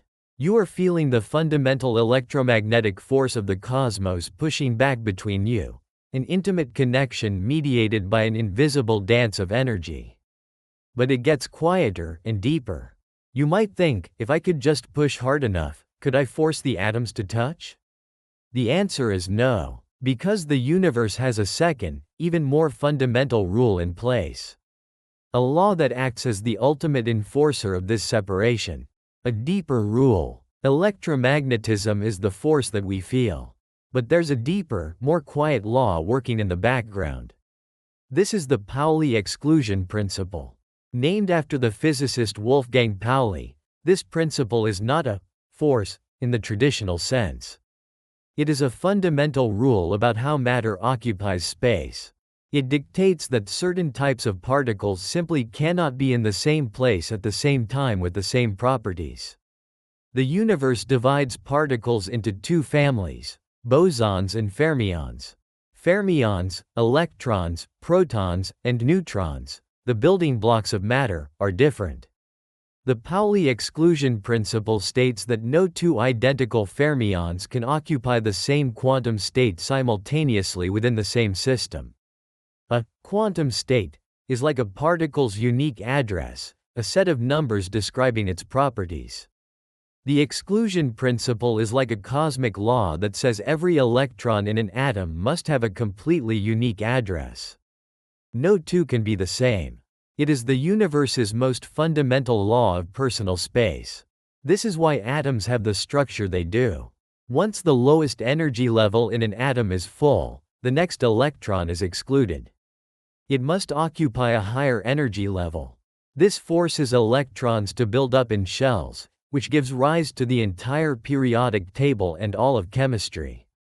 Without this principle, all of an atom's electrons would collapse into the lowest energy state. Matter as we know it would not exist. So, how does this relate to you not being able to walk through a wall? When you try to push your hand through a table, you're trying to force the electron clouds of your atoms to overlap with the electron clouds of the table's atoms. But those clouds are composed of fermions, electrons, all occupying their own unique quantum states.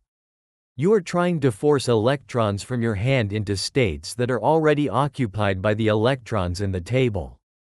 And the Pauli exclusion principle forbids this. To force them to overlap, you would need an enormous amount of energy to kick the table's electrons into much higher, unoccupied energy states to make room. The energy required to do this for all the trillions of atoms in your hand is astronomical.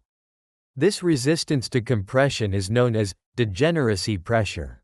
It is the same pressure that prevents a star from collapsing under its own gravity. And so, there are two layers of reality at work. The electromagnetic force is the first line of defense, the repulsive field that gives us the sensation of touch. The Pauli exclusion principle is the unbreakable law behind it, the fundamental reason that matter takes up space. The former is the force we feel, while the latter is the rule that makes that force inevitable. Together, they create the world we experience as solid. This leads to a quiet conclusion. Every interaction you have ever had with the physical world has been an action at a distance.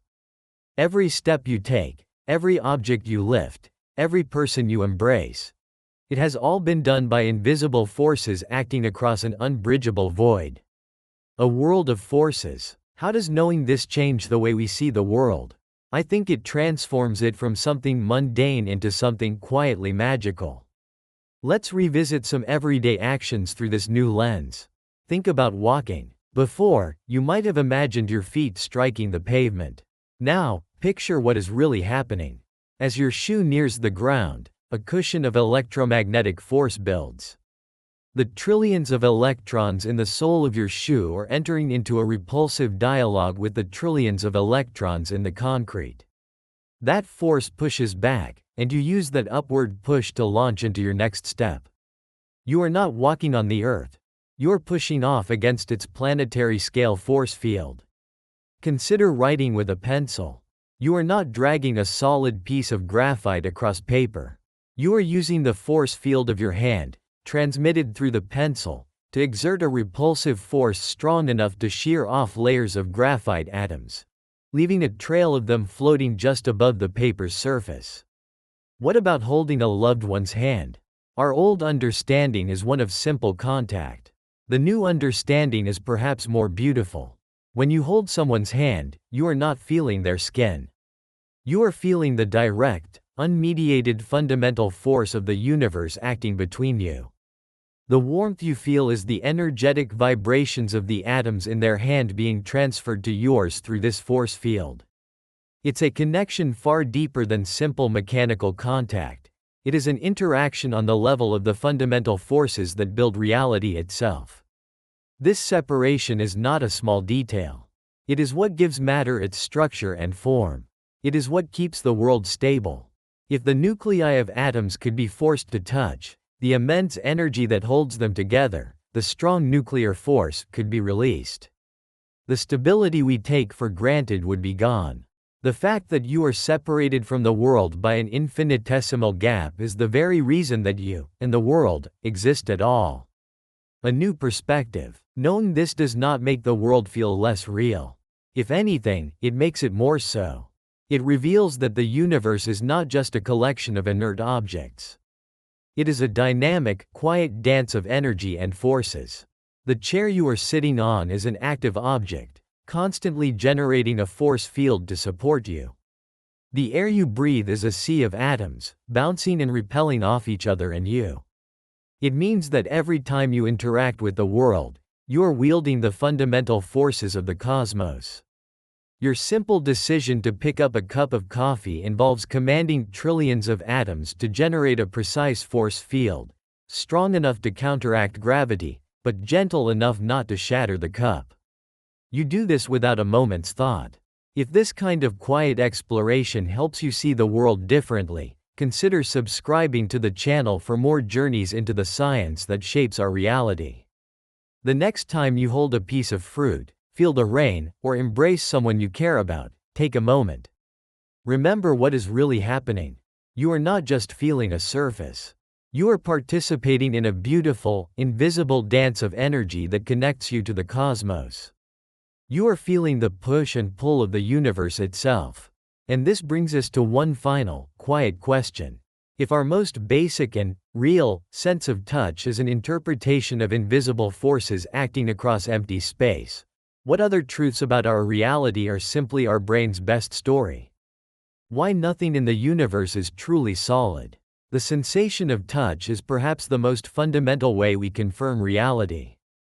The surface of a table, the device in your hand, they feel firm, present, and real. They resist. This feeling of solidity is an intuitive and essential fact of our physical world. But this certainty is an illusion. At the most fundamental level, the hand and the object are not truly touching. The very concept of solid is a perception, an emergent property of a universe far stranger than our senses report. The feeling of firmness is not matter pressing against matter. It is an effect, created by invisible forces and the counterintuitive laws of the quantum world. What we interpret as contact is the result of atoms repelling other atoms across an impossibly small void. If this kind of calm exploration into the nature of reality helps you unwind, consider liking the video and subscribing to the channel. Today, we journey inward, past the limits of human perception, past molecules, and into the atom itself. By the time we return, the way you perceive the chair you are sitting on, the ground beneath your feet, and your own body may feel different.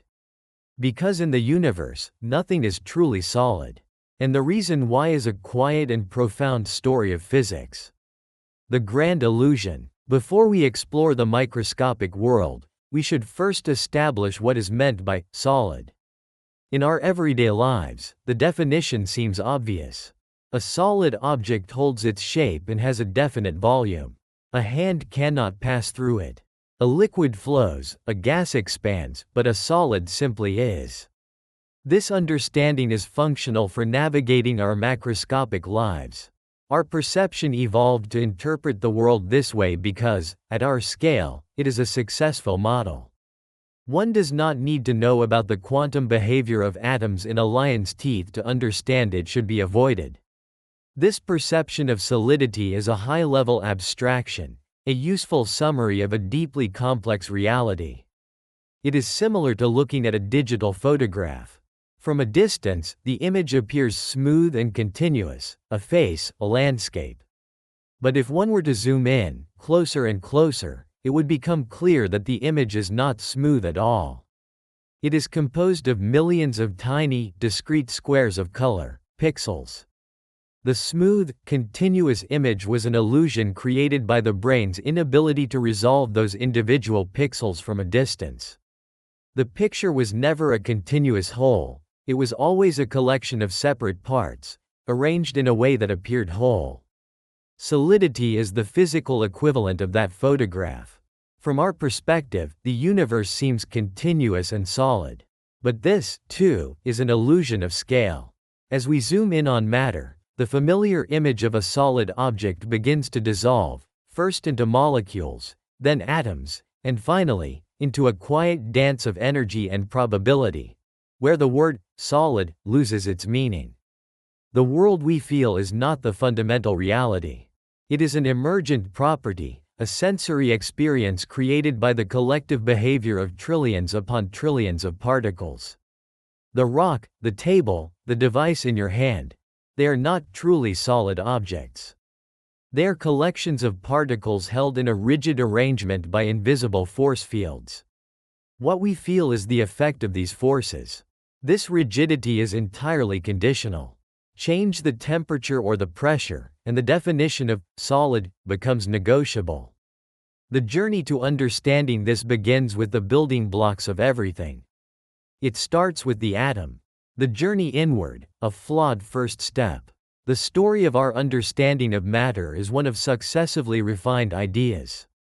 For thousands of years, the dominant thought, tracing back to ancient Greek philosophers like Democritus, was that if you were to cut an object in half repeatedly, you would eventually reach a point where you could cut no further.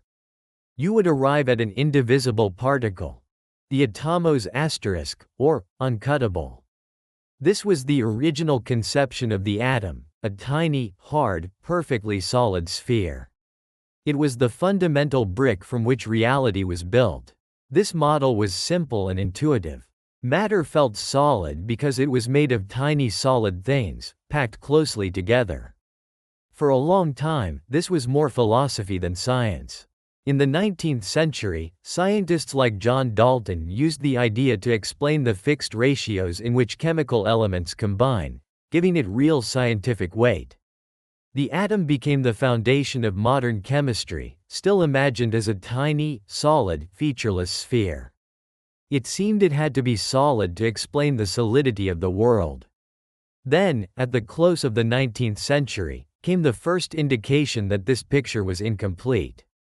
In 1897, the physicist J.J. Thomson, experimenting with cathode rays, discovered they were composed of particles far smaller than any known atom. He had discovered the electron. The atom was not, in fact, uncuttable. It had parts. Thomson proposed a new model to accommodate this. He envisioned the atom as a plum pudding, a sphere of diffuse, positively charged pudding, with negatively charged electrons scattered within it. In this model, the atom was still mostly a substance, a physical thing occupying a space. It was a step forward, but it held on to the classical notion of matter as a space-filling substance. The plum pudding model was an attempt to fit a new, strange discovery into a familiar worldview. But this picture of a substantial, pudding-like atom was about to be replaced by something far stranger, and far emptier, as a result of one of the most important experiments in the history of physics. The empty truth, Rutherford's revolution. Around 1909, Ernest Rutherford, along with his colleagues Hans Geiger and Ernest Marsden, designed an experiment to probe the structure of the atom. Their plan was to fire a beam of tiny, positively charged alpha particles at an incredibly thin sheet of gold foil, only a few thousand atoms thick. Based on Thomson's plum pudding model, the expectation was clear. The alpha particles were like small, fast-moving projectiles. The positive charge within the gold atoms was thought to be spread out so diffusely that it would present no real obstacle. The alpha particles should, therefore, pass straight through the foil with only minor deflections, like a projectile fired through a light mist. A detector screen was set up around the foil. As expected, the vast majority of the alpha particles went straight through. For a while, the results were predictable. The plum pudding model appeared to hold up. But then, something unexpected was observed. Geiger reported that some alpha particles were being deflected at large angles. A very tiny fraction, about 1 in 20,000, did not just deflect. They bounced almost straight back. Rutherford would later describe his astonishment, saying, "It was quite the most incredible event that has ever happened to me in my life. It was almost as incredible as if you fired a 15-inch shell at a piece of tissue paper and it came back and hit you." A diffuse pudding could never repel a dense, fast-moving alpha particle with such force. After months of considering this result, Rutherford had an insight.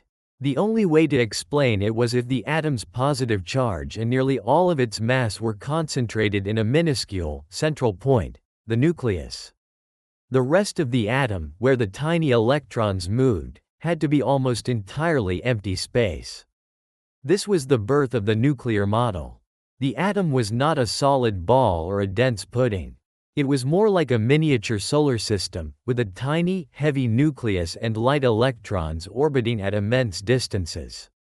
And the scale of this emptiness is what is truly staggering. To put this in perspective, an often used analogy is helpful. If you were to scale up an atom so that its nucleus was the size of a marble on the 50-yard line of a football stadium, the electrons would be like dust motes swirling in the upper bleachers. The entire volume of the stadium would represent the atom. Everything else would be the empty space of that atom. Atoms, the supposed building blocks of solid matter, were themselves approximately 99.999999% empty space. The chair you sit on, the floor beneath you, your own body, all of it is composed of these incredibly dense nuclei, surrounded by vast regions of emptiness. This discovery utterly changes the classical idea of solidity. And it presents a new and difficult question. If a hand is mostly empty space, and a wall is mostly empty space, why doesn't the hand simply pass through it? The force that deceives. We are left with a paradox. Atoms are almost entirely empty space, yet the world they build feels undeniably solid. The answer is that no one has ever truly touched anything. What is perceived as touch is not the contact of matter. It is the powerful force of electromagnetic repulsion. It is an invisible force field that prevents the atoms in a hand from making physical contact with the atoms in a tabletop. Every atom has a dense, positively charged nucleus surrounded by a cloud of negatively charged electrons. These electrons exist in fuzzy regions of probability called orbitals. It is these outermost electron clouds that mediate most physical interactions. When a hand moves toward a table, the electron clouds on the surface of the skin approach the electron clouds on the surface of the table. Because all electrons are negatively charged, the fundamental law of electromagnetism dictates that like charges repel. The closer they get, the more strongly they push each other away. It is like trying to force the north poles of two powerful magnets together. An invisible resistance builds long before they touch. The repulsive force grows exponentially, creating a cushion of force. What is felt is not the magnets, but the magnetic field they generate. The sensation of touch is the same phenomenon on an atomic scale. The hardness of the table is the collective electromagnetic repulsion of its trillions of electron clouds pushing back against the trillions of electron clouds in your hand. The nerves interpret this repulsive force as solid contact. The atoms in the hand and the table never actually touch. There is always a small but real gap between them, governed by the electromagnetic force. One is, in effect, floating on top of the table, suspended by a cushion of pure force. This explains the repulsion, but not why matter is so resistant to compression. For that, we must add another layer of quantum law, the Pauli exclusion principle. Formulated by Wolfgang Pauli in 1925, the exclusion principle is a fundamental rule of the quantum world. In simple terms, it states that no two identical fermions, the class of particles that includes electrons, can occupy the exact same quantum state at the same time in the same place. A quantum state is like an electron's unique address, defined by its energy, orbital, and spin. One way to visualize this is to imagine an apartment building where each apartment is a quantum state. The Pauli exclusion principle says that only two tenants, electrons, can be in each apartment, and they must have opposite spins. Once an apartment is full, any new electrons are forced to occupy apartments on higher floors, which correspond to higher energy levels. This gives atoms their structure and explains the periodic table. It also has a profound consequence for solidity. When you press down on a table, you're trying to force the electrons from your atoms into quantum states that are already occupied by the table's electrons. The Pauli exclusion principle forbids this. To force those electrons into the same states would require a tremendous amount of energy. This resistance is what is known as degeneracy pressure. It is a repulsive force that arises purely from this quantum mechanical rule. The feeling of solidness, then, is a two-part phenomenon. First, the electromagnetic force pushes electron clouds apart, creating the sensation of resistance. Second, the Pauli exclusion principle prevents those clouds from overlapping, creating impenetrability. Matter keeps other matter out not because it is full of stuff, but because of a combination of pure force and an abstract quantum rule. The quantum weirdness, it gets stranger. The picture becomes stranger still when we consider the nature of the electron itself. A lingering classical assumption is that an electron, while small, is still a discrete particle, a tiny ball moving within its probability cloud. The deepest truth of the quantum world is that at its core, there are no things in this sense at all. In the early 20th century, physicists discovered wave-particle duality. Experiments showed that light could behave like a wave or like a stream of particles, photons. Even more strangely, particles like electrons could also behave like waves. The double-slit experiment famously demonstrates this. If electrons are fired one by one at a barrier with two slits, they do not create two simple bands on the detector screen behind it. Instead, an interference pattern emerges, a series of alternating bright and dark bands. This pattern is the unmistakable signature of a wave interfering with itself. This implies that each individual electron passes through both slits simultaneously as a wave, interferes with itself, and then lands on the screen at a single, localized point. It is both a spread-out wave and a point-like particle. The electron is a fundamental quantum entity that exhibits one behavior or the other depending on how it is measured. So, the electron cloud is not a cloud containing an electron. The electron is the cloud. It does not have a specific location until it is measured. Instead, it exists as a wave function, a wave of pure probability, spread out over the entire orbital. This leads to Werner-Heisenberg's uncertainty principle. It states that there is a fundamental limit to what can be known about a quantum system. One cannot simultaneously know with perfect precision both a particle's position and its momentum. The more precisely its position is measured, the less is known about its momentum, and vice versa. This is not a limitation of our instruments, it is an inherent property of reality. The philosophical implication is that the universe is not deterministic at its most fundamental level. Before a measurement, a quantum system exists in a superposition of all possible states at once. The act of observation is what forces a single reality from a menu of possibilities. If an electron is not a solid particle, but a wave of probability, then the atom is not a nucleus with tiny balls orbiting it. It is a nucleus surrounded by intersecting fields of probability. There are no solid bits at all. The atom is a construct of interacting energy fields and statistical likelihoods. The idea that atoms are mostly empty space is itself a useful but incomplete analogy, because it implies there are solid parts separated by a void. The more accurate picture is that the atom is filled with these wave functions, these fields of potential. This is the ultimate dissolution of solidity. At its most fundamental level, the universe appears to be made of abstract, mathematical entities, quantum fields that permeate all of space and time. What we perceive as particles, electrons, quarks, photons, are merely localized vibrations or excitations in these fields. When you touch a table, the quantum field of the electrons in your hand is interacting with the quantum field of the electrons in the table, governed by the rules of electromagnetism and the Pauli exclusion principle. Nothing solid ever touched anything solid. It was one set of probability waves interacting with another. Let us pull back from the quantum world for a moment. We started with a solid table.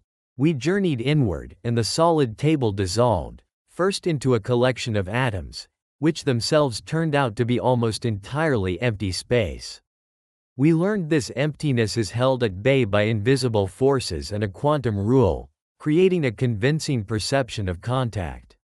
Finally, we saw that even the particles within this void are not solid things, but ghostly waves of probability.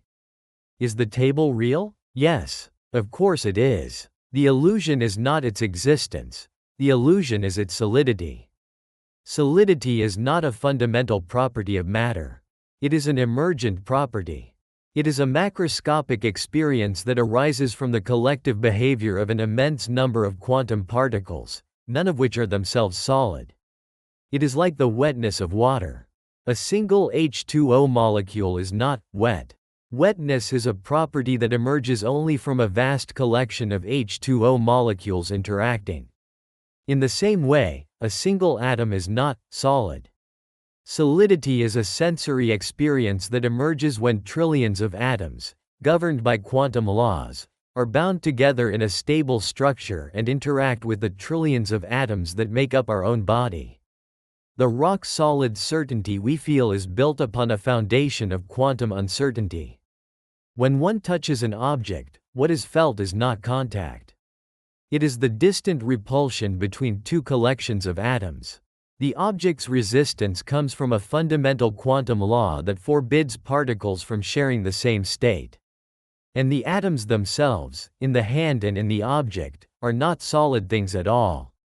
They are shimmering clouds of possibility, where the distinction between energy and matter blurs. You have never touched anything in your life. You are a collection of quantum fields interacting with other quantum fields. The world is not less real for this, it is perhaps more magnificent. The mundane solidity of the world is a mask, And behind it lies the quiet, beautiful, and deeply strange dance of the quantum universe. And you are not just an observer of that dance. You are the dance.